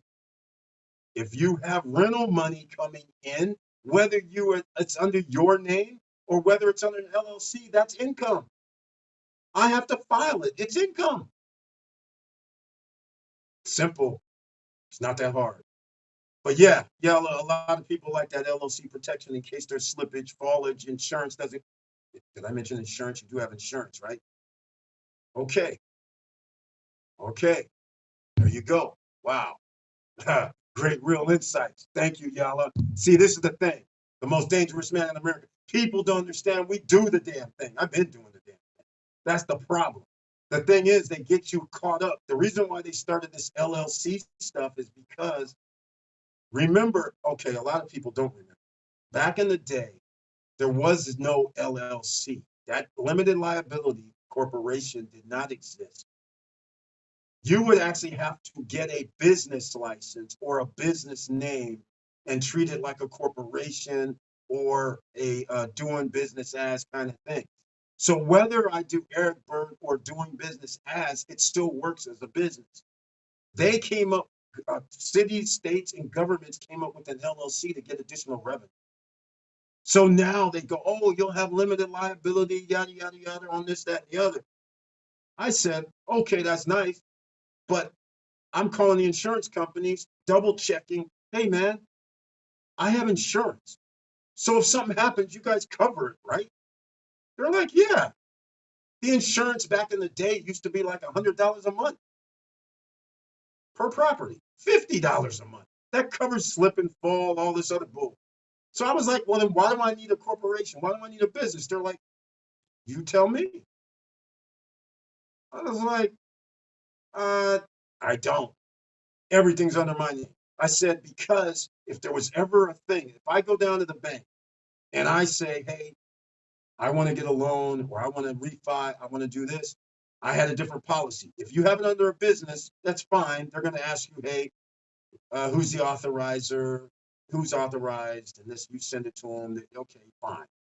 But for me, I like to move fast. I don't like to go, hey, my name's Eric Bird. They're like, oh, do you have authorization, Mr. Bird? It's under XYZ LLC. Send us some documentation. I'm like, I don't have time for that. If I want to do something, it's in my name. I make the move. There ain't none of this stuff. So that's what, back in the day, you could, what you guys do now with LLC is not even really necessary, but they made it that way. So everybody goes down, get an LLC. You pay like in the state of Florida. For instance, at sunbiz.org, you can have an LLC right now before midnight for $134.25, I believe it is, or $125, whatever. You go get that right now. Okay, you can have an EIN by 10 p.m. tonight, I think it is. Before it shuts down, you can go to irs.gov and get an EIN number for your LLC. You can be in business tomorrow. Well, yeah, actually tomorrow. So tonight, you can be doing business under your LLC is all I'm trying to say.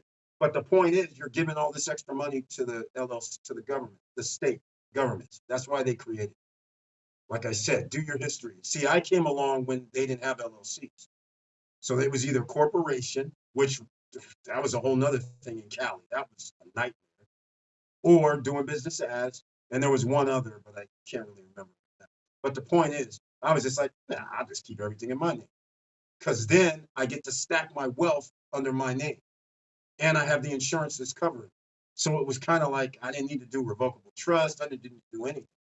So it was pretty simple for me at the time. But like I said, after I had a fire in one apartment, a condo, then I had a person that was on Section 8 every month jacking up, hey, the door, the dishwasher doesn't work. The washer and dryer doesn't work. I'm like, what the hell? Oh, no, the check always came in, but there was always a problem. And I'm just like, this is getting ridiculous. Then another unit, something happened too. I was like, you know what? Oh, I had to evict people. And then it was like, oh, you got to wait 6 months or 5 months or 4 months, whatever it was. I was like, wait, I got to pay everything while these guys stay in the place? That's when like I said, oh, hell, I can't do this. That's not working. So that's when I opted into the short-term rental program. And I started that in the 90s, by the way. And I told you guys before, Airbnb called me in 2012, thinking one thing, but totally different. All right, that's enough stories. You guys heard that one. Let's get back to the rent at hand. Let's get back to the stock market at hand. Let's get back to making money. The emerging millionaires. Can't. Emerging millionaires. You can get this gear at StopStrugglingNow.com. Just saying. All right. Go over there, get some of this gear. Get no fear, no excuses. Get that over there. There's a bunch of other stuff that's nice too. You know, CEO of your life. Let's get back to it. I'm going to run this only about another 15 minutes or so. I want to thank everybody for being here. I appreciate it greatly. So, oh, I know what. Okay, I was just trying to figure out why something was working when it shouldn't have been. Now I understand why.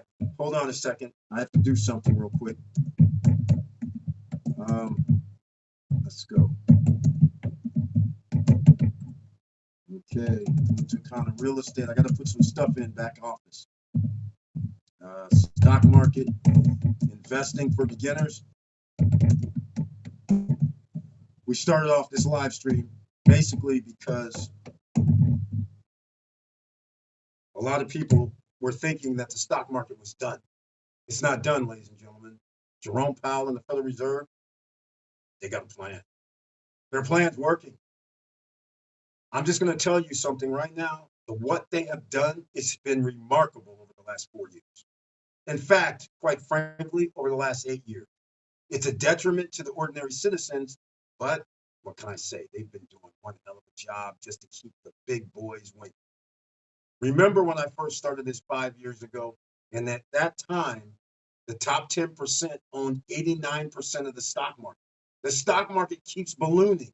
These ETFs keep coming out. Yomax ETF didn't exist 5 years ago. Roundhill, weekly payouts and all that didn't exist 5 years ago. VOO decided not VOO, but VOOG. They said, oh, we got to have VOOV. We got to have VOOX. I mean, they expanded. More people entered the marketplace, but that did not change the numbers. In fact, it got worse. The top 10% of the wealthiest now own 93% of the stock market. So even though more people are investing, funny thing, the wealth keep getting more wealth in the stock market because they're new IPOs, because they can issue stocks. In fact, they can do ADR, American Depository Receipts, for something like Temu. I know, that's crazy, right? Temu's like a Chinese, right? Chinese control, I guess. But you can't sell Chinese stock in America. Wait. Harmful rhetoric. You can buy an ADR, though. They play us all the time, ladies and gentlemen. Backdoor us. You're thinking, oh, yeah, right on. We're fighting against the Chinese. We're fighting against the Koreans. We're fighting against all these guys from outside the United States. And all the while, you have American citizens buying ADRs, American Depository Receipts, for these companies, which a United States company buys a bank and they're allowed to sell it to American citizens. Yes, they're trading American companies, ladies and gentlemen. And so you can join the ADR family for some of these companies like BYD. You heard of BYD, right? It's going to be the EV slave. You've heard of them.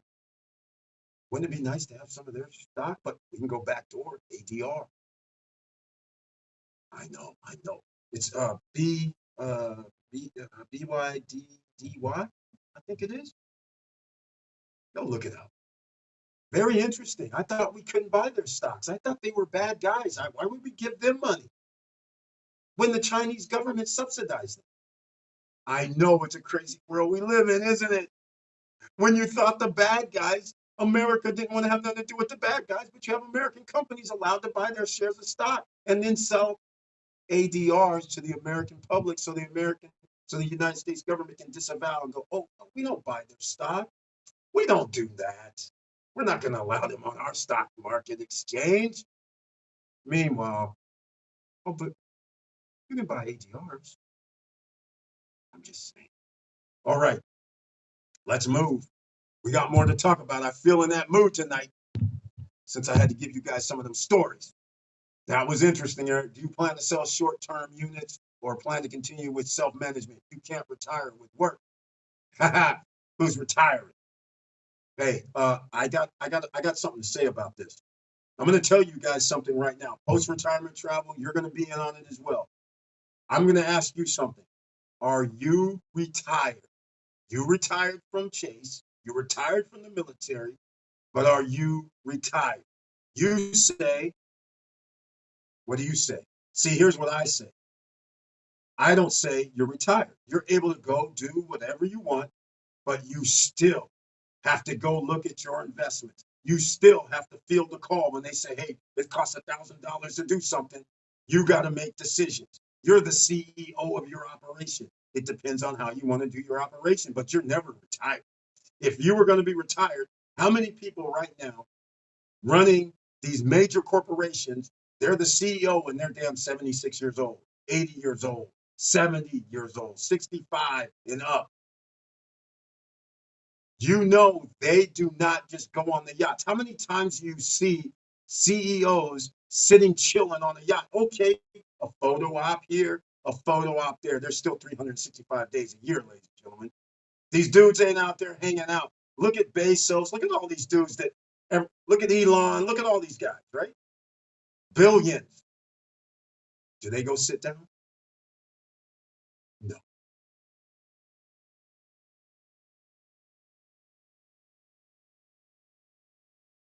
How many times do you see that? You see them, yeah, they're coming out of some fashion plays. They're on some red carpet. So what? You can do the same thing 30 to 45 to 60 days a year. But these guys ain't sitting on the fucking yachts every day for 60 days in a row.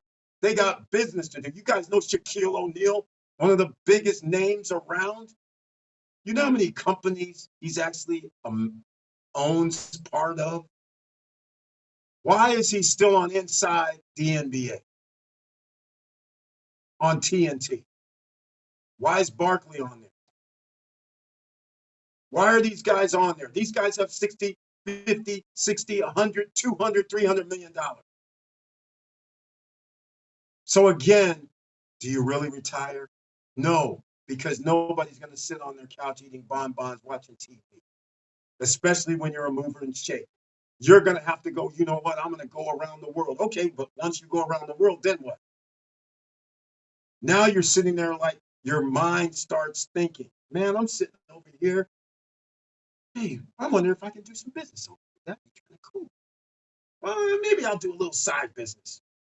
Why not? I ain't got nothing else to do. I got a lot of time on my hands. Why not? That's what you think. So all this stuff that people think of, the majority of the population is living paycheck to paycheck. Billionaires still work. They still show up at their offices, making sure that their competition does not eat their lunch. That's the thing, ladies and gentlemen. Even if you own the corporation, if something's going wrong and somebody else gets ahead of you, just like the debacle at Tesla, when BYD came out with the 5-minute charger, if you can get a full charge in 5 minutes, it's game over.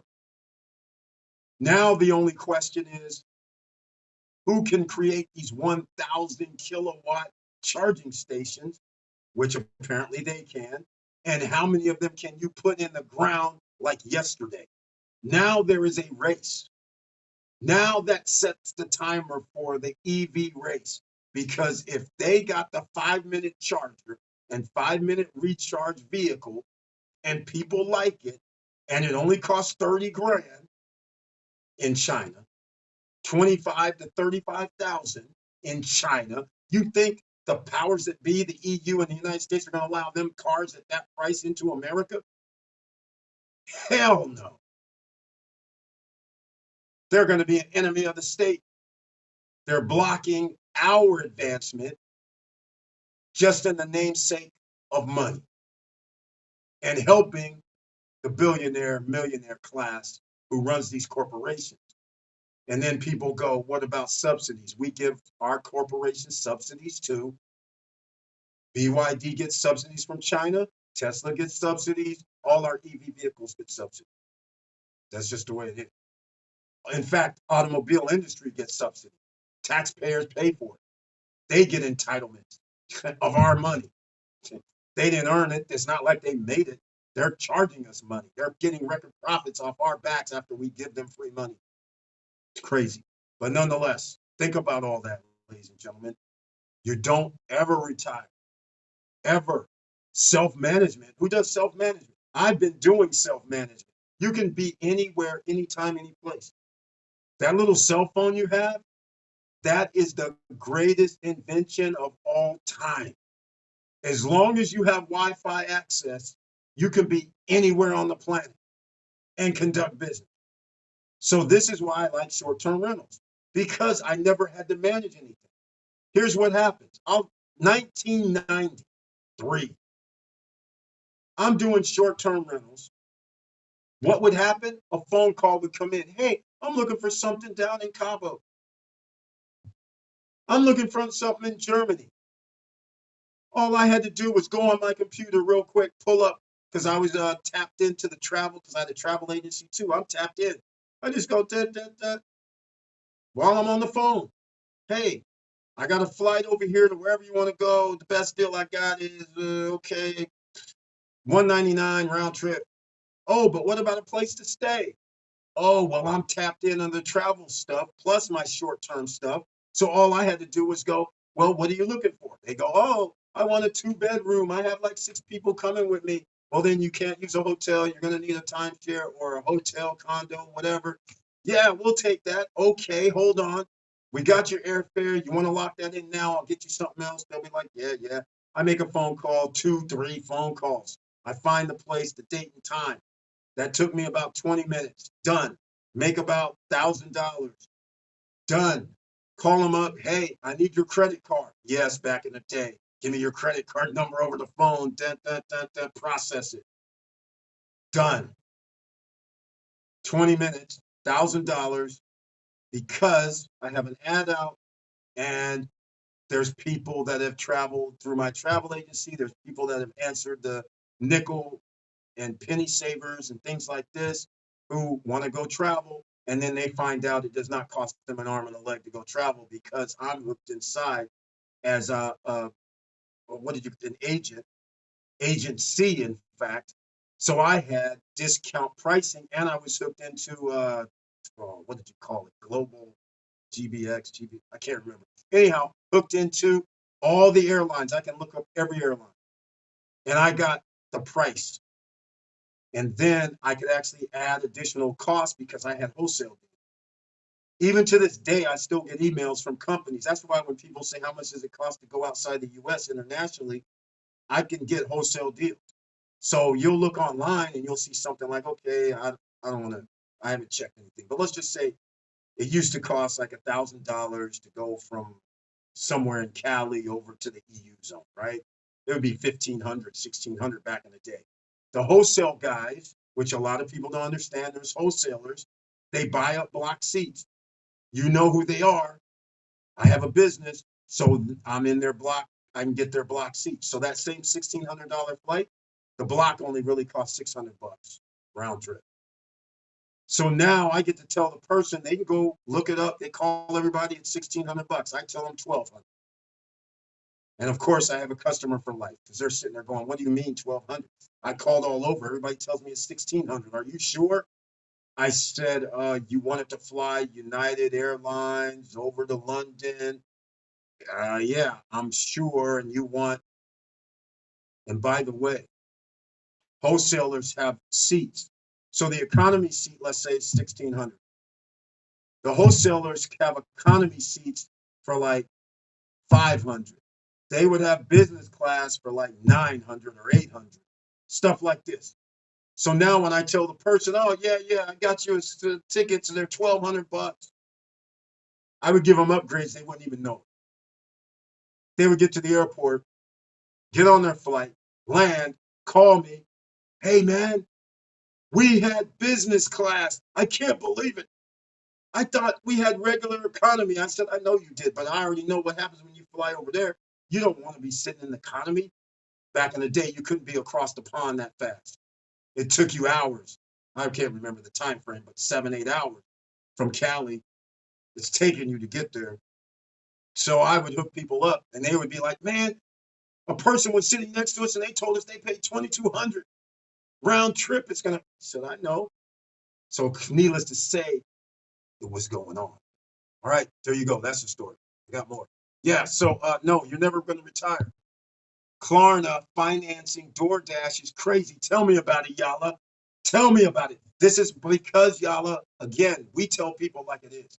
70 to 78% of people last year were living paycheck to paycheck during the month. This is why that's possible. This is why it's possible. And therefore, guess what's going to happen over the next year and 8 months? It's going to be 85% to 90% of the population is going to be living paycheck to paycheck. I don't want that to be you. That's why you have to put in your assets and get your wealth now. Every little thing, like post-retirement travel would say. They would say, hey, what the heck? Somebody's trying to book something in Squaw Valley next year. That's crazy. But nonetheless, somebody, post-retirement travel. I lost my train of thought because something popped up on my screen. Post-retirement travel, he said something that he always said. The cup of coffee that you're buying every day for work, you should be buying stocks instead.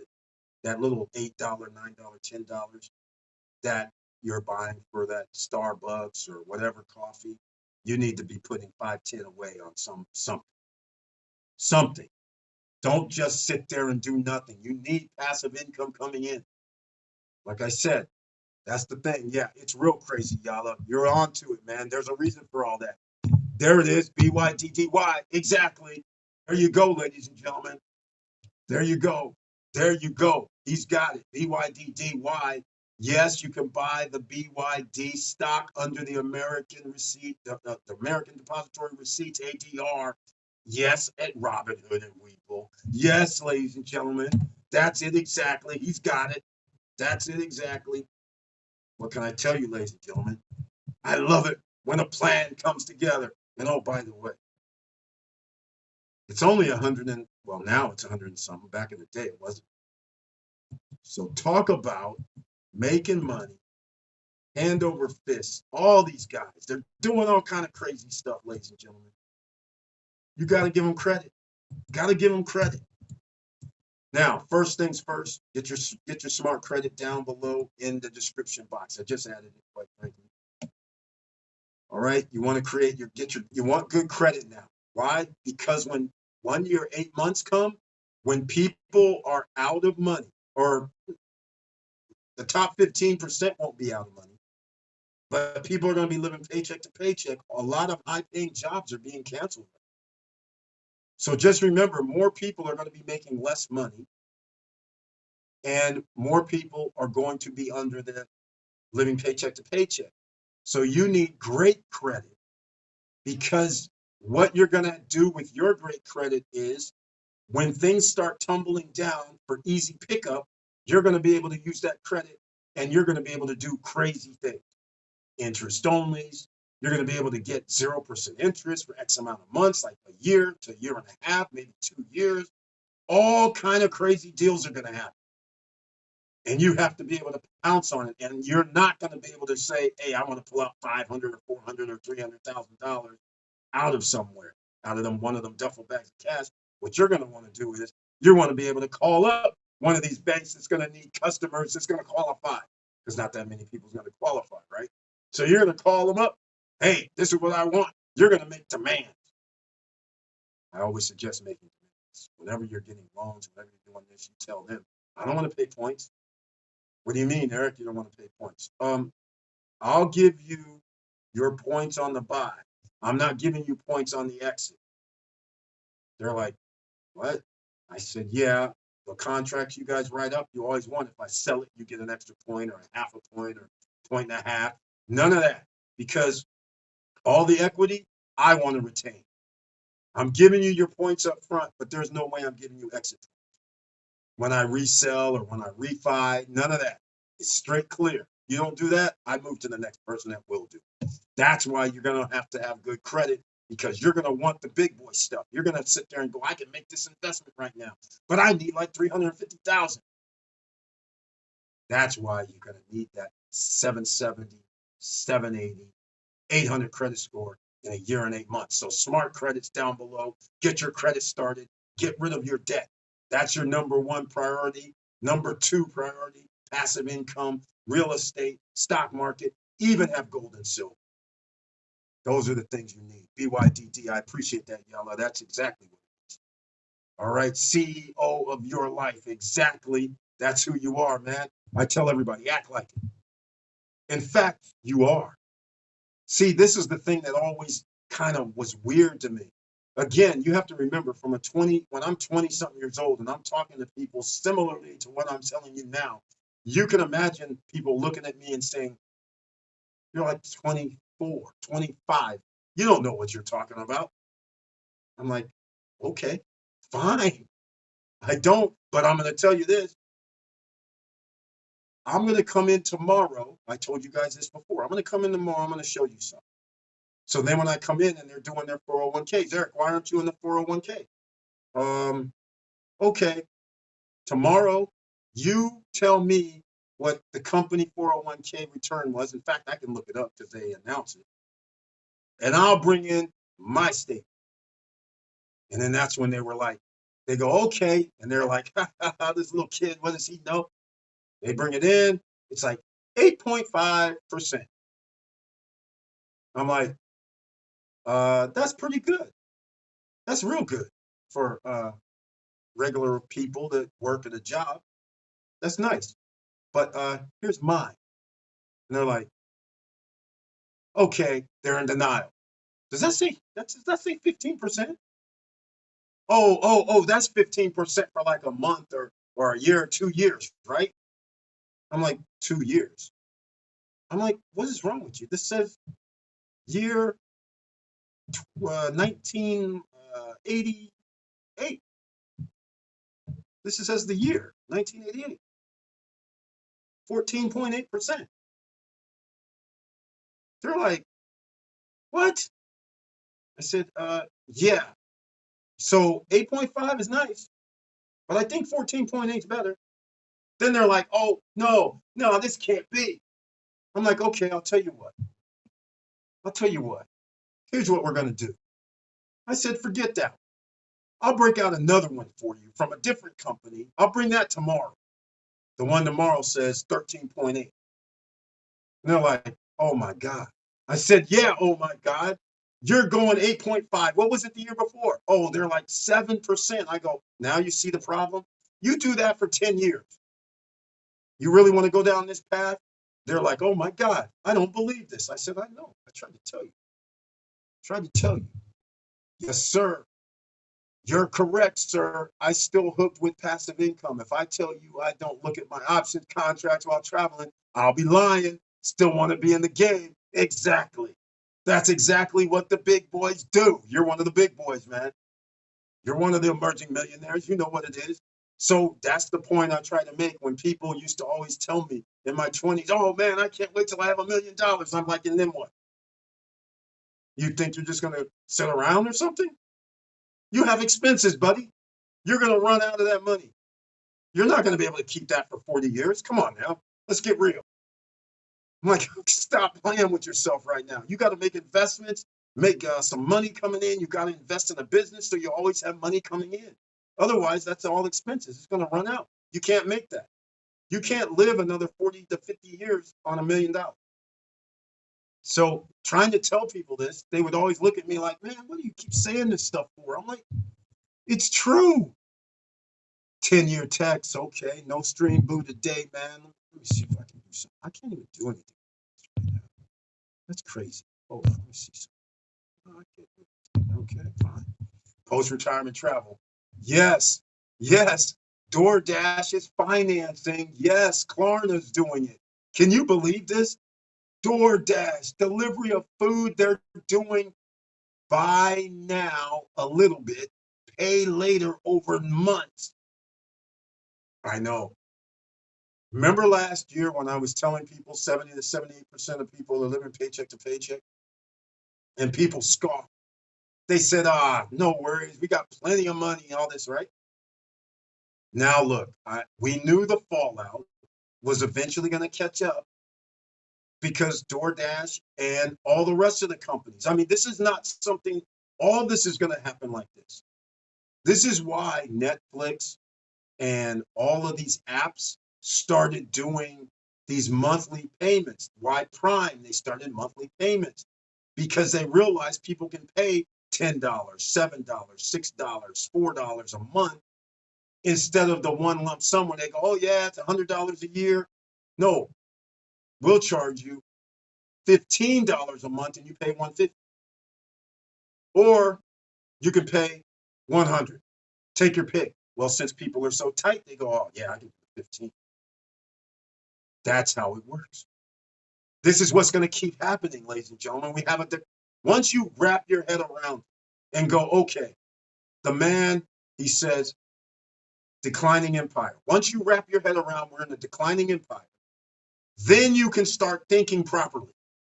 Because all the guys have to do the same thing. The rich guys all have to do the same thing. They have to make it accessible to people who are living paycheck to paycheck. When you have 70 to 80% of your population living paycheck to paycheck, what are your options?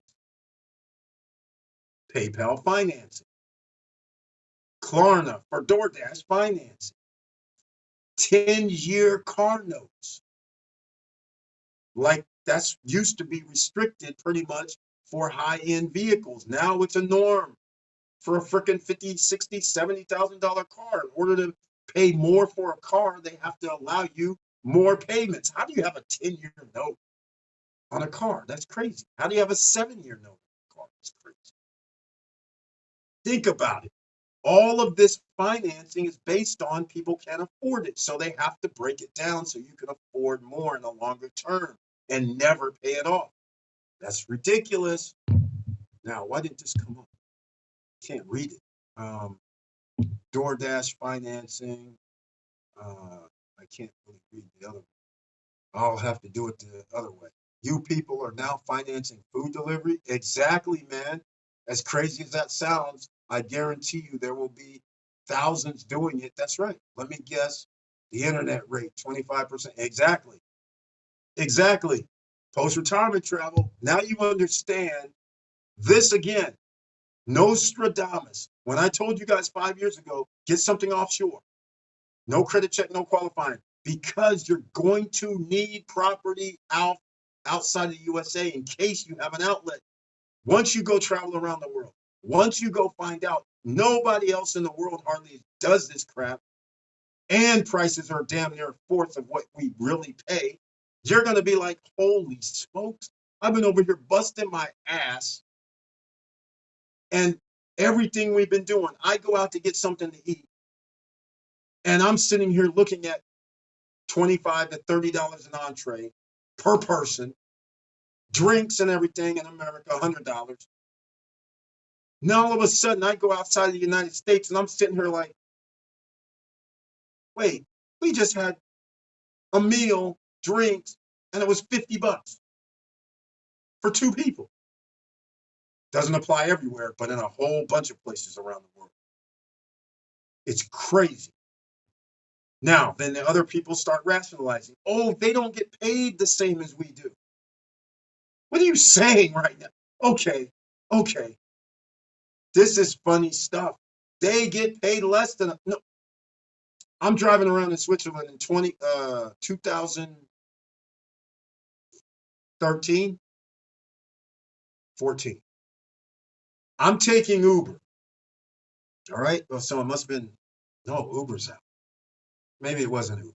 Anyhow, I can't remember. I don't even think it was Uber. But anyhow, I'm driving around in Switzerland and I'm just asking the dude driving me around like, hey, man, how much you guys getting paid around here?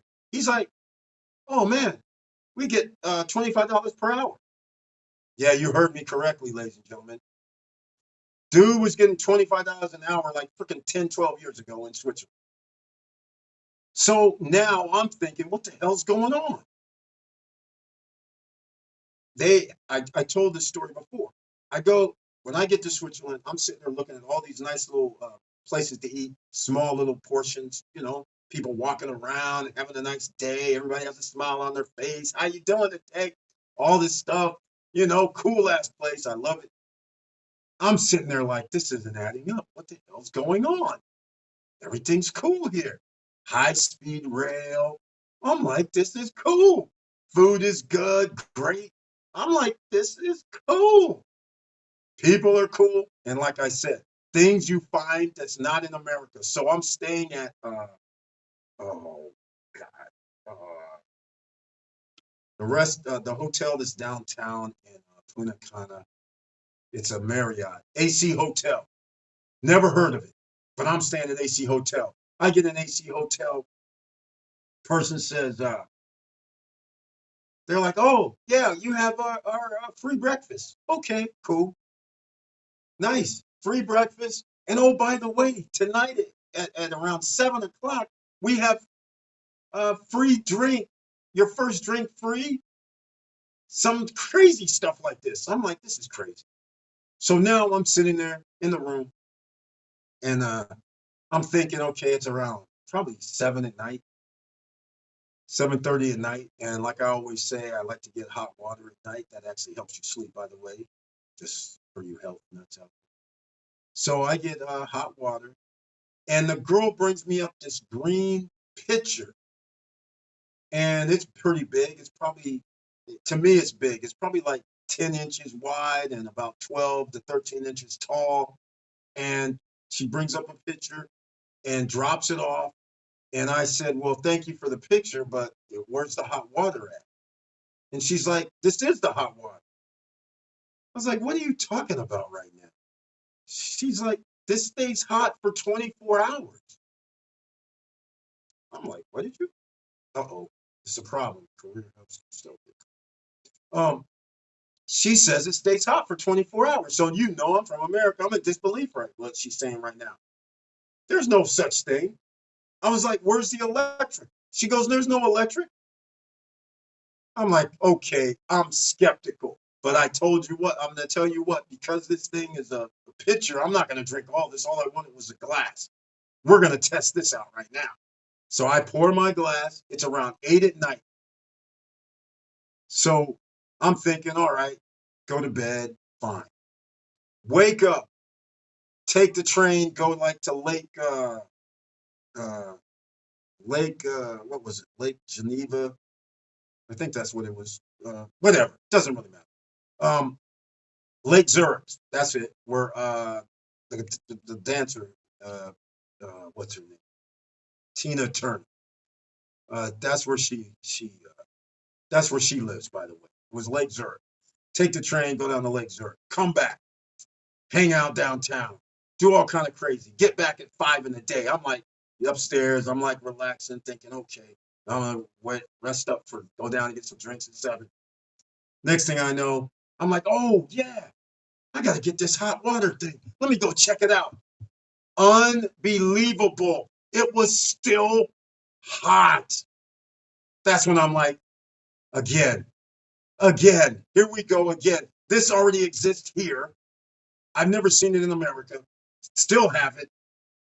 And I'm sitting there like, oh my God, are you kidding me right now? You know what happened? I said, hey, where can I buy one of these at? They go, oh, I'm sorry. You can't buy it. We don't have any extra ones, this, that, and the other. I'm like, oh, that's too bad. I really wanted to buy one. I said, but how much would it cost if I had to buy one? They go, oh, it's only $35. I said, $35, no electric. All I got to do is put hot water in here, and it so far has lasted over 20 hours. They're like, yeah, we told you. I was like, okay. So you guys know what I did. I'm a guy at heart. You know what I did? I went down when I'm leaving and said, hey, I just want to let you know, I don't know what happened to that hot water pitcher that was in my room. They're like, what do you mean? I said, well, go up there. It's not in my room. And I feel real bad. So I just wanted to leave like $40 because I don't know where it is. Of course I know where it is. I took it with me. You know, I left them $40 so they can order another one. One of these days I'll go to storage and I'll show you guys what it was. So anyhow, another story I gave you guys, and I'm giving you guys way too many stories. All right. DoorDash financing. That's correct. Why isn't this lighting up? Food delivery, crazy as that sounds. Exactly, man. It's getting real crazy. You want to hear something amazing? It has been almost 2 weeks since we returned from South America and already have spent more money in groceries than what we spent eating out there for over a month. I know, man. This is what I'm trying to tell people. If you never leave America, you don't understand the restrictions and things. Look, again, when you leave America, you go to the grocery store outside of the country, anywhere, I don't really care. You see name brands from America on the shelf. You get it because you're familiar. You take it out the bag or go fix it and you're like, this tastes different. Why does this taste different? Because they don't have all the freaking hormones, steroids, and all this other garbage. Banned substances in our food. No banned substances are in there. See, they're not in the healthcare business. They're in the quality of life business. So they ban stuff that's bad for consumers. And that's the difference. So when you're outside the country, you're eating better, generally, and you're eating foods that doesn't have all the hormones, chemicals, and garbage in the soil and all that stuff. And so that's what you are dealing with. You feel better. People always go, when I'm on vacation outside the country, I feel better. I'm like, you should. The preservative, the chemicals, the colors, and all that stuff in the food, just so it tastes good, look good, and smells good, that's bad for you. They don't care about that in other countries. You go, like me, outside the country, I'm like, man, this food don't taste that good. But that's because we're used to all the chemical mix. And that's the whole difference. And they're eating better, but yet the food costs less. In America, you want to eat better, and they go, oh, it's organic. Now they raise the price. It's crazy. Crazy stuff. Instead of it being the other way around, where it should be organic, which means you shouldn't have to spend money on any extra pesticides or anything like that. It's kind of like, why is that more? That's crazy, right? But they do that so you don't buy it. That's how it works. You got to keep in mind, you got to know who the enemy is, ladies and gentlemen. All right? It's not any single person. It's a concept, right? You have your freedom. You can say whatever you want. You can get an education or not now, since the Department of Education executive order they're trying to get rid of. So yikes. But again, you want to avoid all that, this kind of stuff that's going on, the decline of an era, of a dynasty, United States. You guys got a rude awakening. You better do something. So we're giving you the tools, right? You're the CEO of your life. We've said this. I'm going to run out of here. I thought it was going to be this 2 hour and 23 minutes. Make sure you smash that like button, ladies and gentlemen. And just remember, you are the CEO of your life, but you're a subsidiary of the government of the United States. The government of the United States is a business. They need you to make money to give them off of your work in the form of taxes in order to operate. The crap's about to hit the road because now our interest, $1 trillion, we can't even pay. They're talking about getting new aircraft. We're going to spend $1 trillion on military weaponry.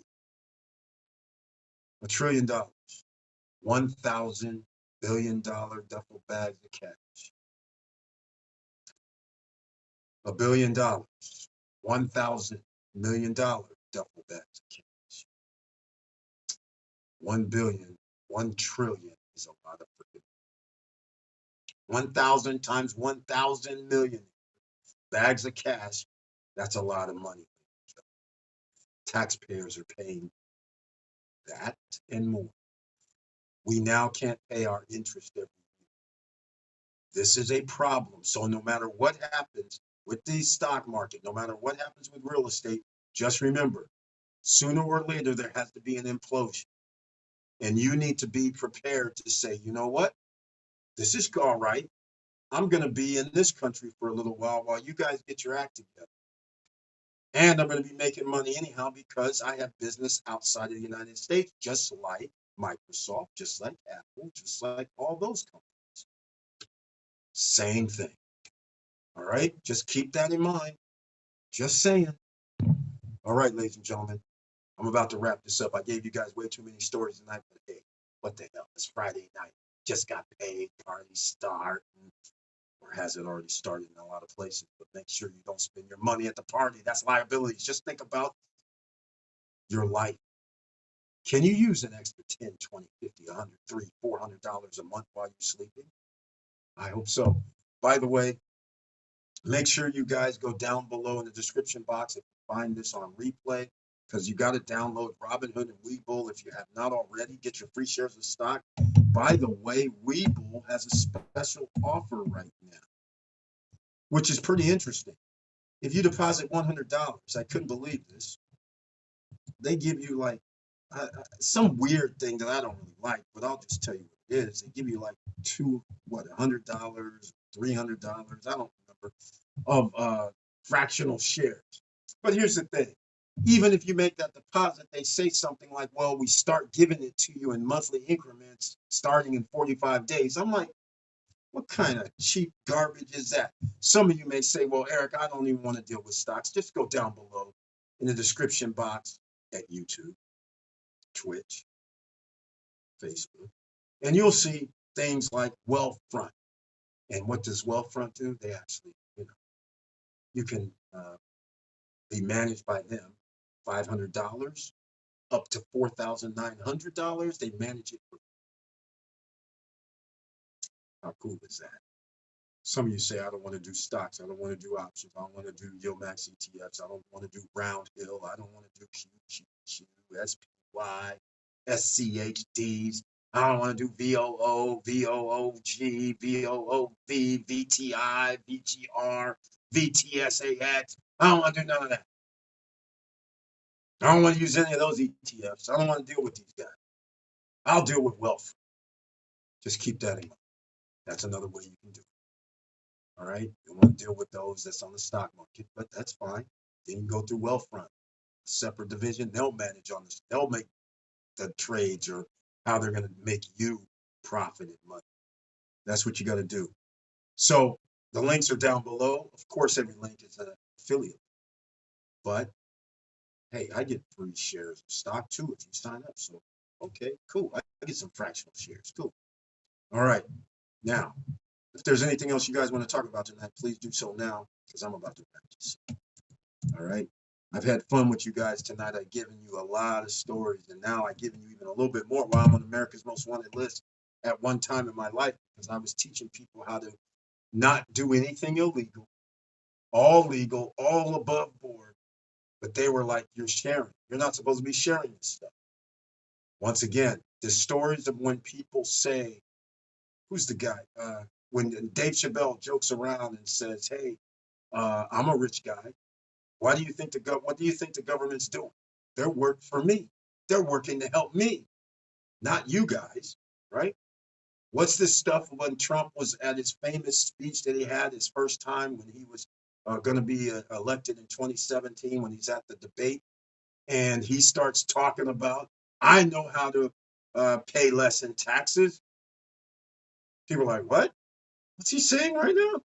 Yeah, I know how to do it. I've been doing it. He didn't sugarcoat. He's like, I've been doing it. I know what to do. I know how to bribe senators. I give them money for their campaigns. He's telling everybody the truth. Harmful rhetoric. I'm sorry. He was saying the truth. People are in denial, thinking that they don't live in a third world country. They're thinking, oh no, he can't be. He just said this. He's kind of joking. He ain't really paying these politicians, and then he gets to call them up and ask them for favors. He's just joking. Oh my God, ladies and gentlemen. I'm going to tell you something one time. A guy calls me up. And I had to travel. When I had my travel business, just like any business, you have pitfalls. The guy wanted, I think he was going to Hawaii or something. I can't really remember where he was going. I think that's where it was. Got him a trip in Hawaii, used a wholesaler. So, you send the money to the wholesaler, and it's a wholesaler that's been in business for like 15, 20 years. It's about 2 months out. About a month before or 3 weeks before, the guy calls me up. He says, hey, man, I'm just checking on my reservation stuff. I didn't get it sent to me. The wholesaler used to send it directly. It would come in the mail, this kind of stuff. So it was easy. So now all of a sudden, I'm like, that's weird. They should have already sent it to you. So now I call down to the wholesaler. The phone is like, dee. Phone's been disconnected. I'm like, whoa, damn, what's going on? Come to find out, wholesaler's out of business. I call up the guy. I say, hey, man, we got a problem. The wholesaler where I got your stuff from is out of business. He goes, yeah, I went through you. I said, I know. I said, but I'll get you another reservation. I'll do something. He's like, I said, I got to find out what's going on, but I just want to let you know. I got to find out what's going on. He's like, well, give me back my refund right now. I said, hold on. I don't have the money. I gave it to the wholesaler. So I got to find out what's going on. I'll call you back in 3-4 days. Maybe they changed their phone number. Maybe there's something, I'm thinking everything's fine ultimately. He says, oh, I know people at the district attorney's office. I'm going to have them talk to you. I'm like, what are you saying, dude? I called you up to say, hey. I'm like, what's going on? He's like, and I'm like, why are you even talking like this? I was like, I just told you. I'm going to find out what's going on. And if things don't work out, I'll just get you another ticket from somebody else and make it happen. Oh, no. I'm like, dude, sure enough, 3 days later, I'm sitting in my office. Somebody from downtown's office comes to me and says, yeah, I heard this guy says he has a problem. So I start telling him, I'm like, why are you here? This is business. The company went out of business. It's not my fault. I'm trying to rectify the situation. The dude's talking crazy. They're like, okay, if we have a problem, we'll come back. What do you mean if you have a problem? Again, you don't think nothing about this until the overall scheme of things start happening. And you're like, oh my God, are these guys really? This is like, what is this? Normally, if I got a problem with a business, you know what they always say? It's a civil problem. So sorry, we can't help you. So now I have district attorneys of Sacramento at my office talking shit. I'm just like, dudes, I got something else to do right now.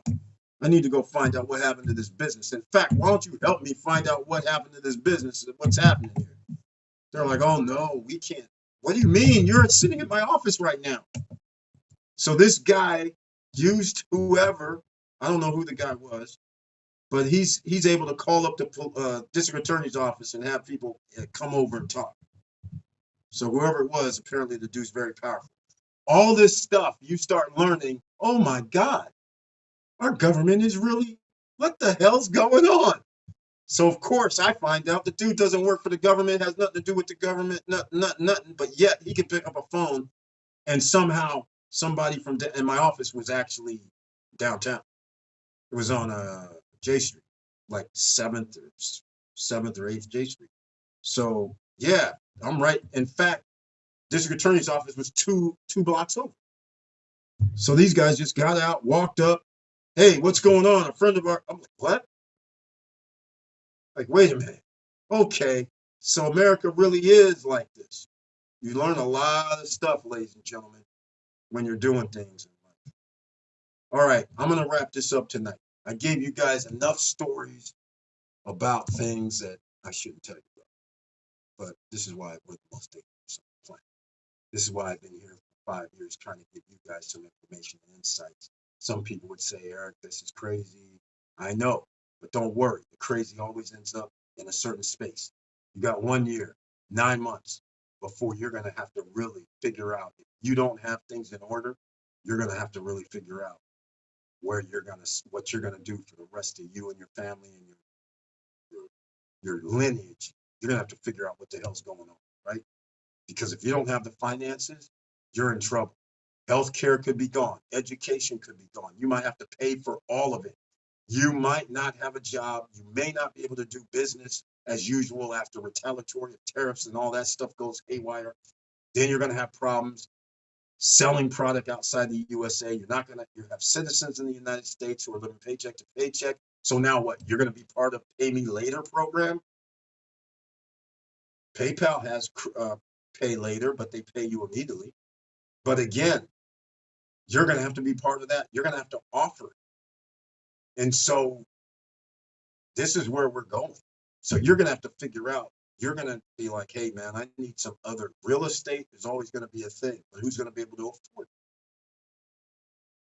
it? Right? Well, that's why we need you to have great credit when 1 year and 9 months go by. So start right now. The link is down below in the description box. Smart Credit. Get that smart monitoring system that actually helps you build your credit. Get that. FICO 8 and the 3 credit bureaus and insurance index scores, job scores, all of that. You need it. All right. Don't put yourself short. We have special deals. So get that free special deal for 4 or 5 months, $1 or whatever, if they still have it for Stop Struggling Now. Members, SSN Nation, we have our own link. So go over there, show some love, sign up, do your thing. But 1 year, 8 months, you need a 775 and up credit score. I'm giving you guys parameters. You're going to thank me later. All right. You'll thank me later because you'll be able to pull triggers on things that other people will not.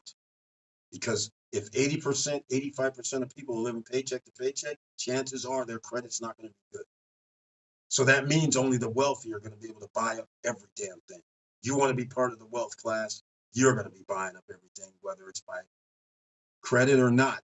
You're going to do it because do you know what the rent's going to be a year and a half from now? No, you don't. But I can guarantee you one thing, it's going to be higher than what it is right now. All right? So keep all that in mind. Don't be shy out here. You're the CEO of your life and your family's depending on you to be great. Don't be shy. Be great. Legally and the right way, be great. And we're giving you the tools. Don't miss Monday at 8:50 p.m. Please join us, all right? Come back here, join us. Make sure you have questions, ask them. Don't be shy. I love you guys very much. You know you can always reach me on chats here. Even after the video, you can make a comment down below. I'll answer. I see them. I check. All right. I'm not MIA. Like, what else do I have to do? Think about it. All right. Think about it. I'm sitting here trying to take care of the wife. She had to go through surgery. After this, in about 3 weeks, I'll be back in Vegas trying to have my aunt come out of the unthinkable. All right. Unthinkable. Alzheimer's, dementia, and going down for my aunt to make sure that she's going to be okay. And she has signs of life. They say she's improving every day, but I want her to improve like quicker. So I'm going to go down there and hopefully she's still going to be at least in the state we left. And then she's better when we see her. And now we can move into another phase, right? Get her back doing the stuff with her body, moving and generating, getting some of that oxygen built up, because I need her to move, I need her to walk, I need her to try and do some things that she's not capable of doing right now. Unfortunately, the saddest thing is I can't be there right now. But we have other capable people there, and so therefore, hopefully they're able to at least keep up the program and the regimen that we started. So hopefully on the other side of this, she's going to be able to. That would be so awesome. And we'll see what they're saying. Doctors didn't give her much time, but we did get extra time. And we got a response. Luckily, my uncle and of course our family, they listened and they said, okay, we can get some lion's mane to grow some new cells. We can get some MCT to try and get your brain, neurons and everything fired up. We can use turmeric with black pepper. People don't understand how your body generates things. Neurosis grows better also under those. You guys hear me, stuff that you take that, hey, I'm just letting you guys know. Health is wealth. All this stuff can actually help you. And that's why her brains and everything's getting fed. And now all of a sudden she started responding a little better because something's happened. All right. Things are happening. And it's awesome to watch.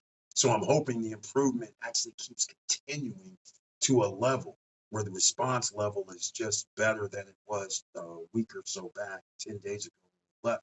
So again, we'll see how it all goes. But again, ladies and gentlemen, your health is your wealth. If you're going to be sick, I'm going to tell you right now, my uncle is spending $3,000 per week.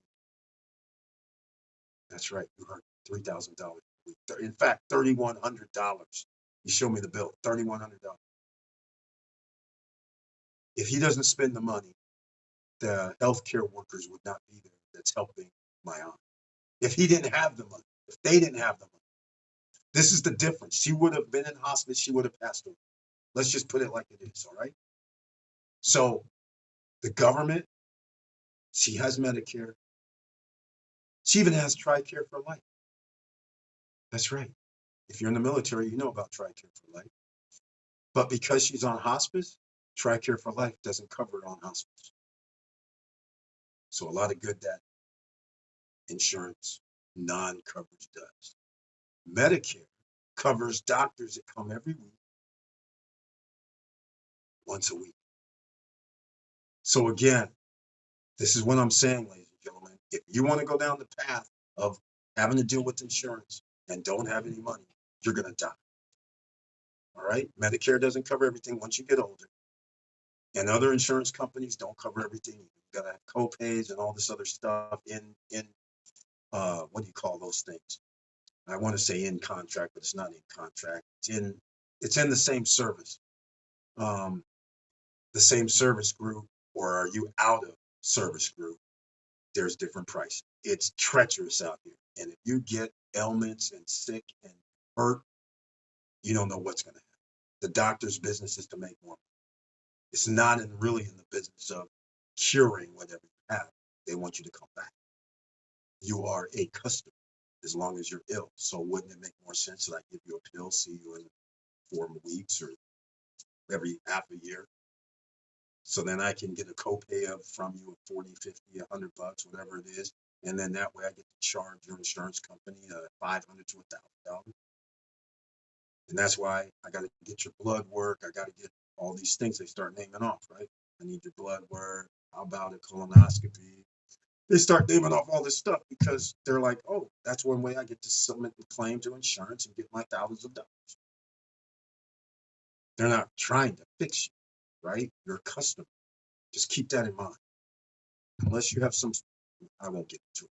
We'll talk about that another day. Maybe it'll be on Monday. With all that said, ladies and gentlemen, once again, I love you guys very much. I appreciate your support over all these years. And please like, subscribe, and click the bell below so you get the latest updates. And I know it's hard, but I'm trying to alleviate that problem for you because it's only going to get harder. Everything's going to go up in price, even though if it goes down a little bit. Ultimately, 2 years later, inflation does happen. Value of currency happens every day. People are buying bonds, U.S. bonds every day, which allows the federal government to print more money out of thin air, increasing the money supply, which devalues the currency. That means I need more money to buy what I bought earlier today. And that's the problem. And with all that said, thank you for watching. Thank you for listening.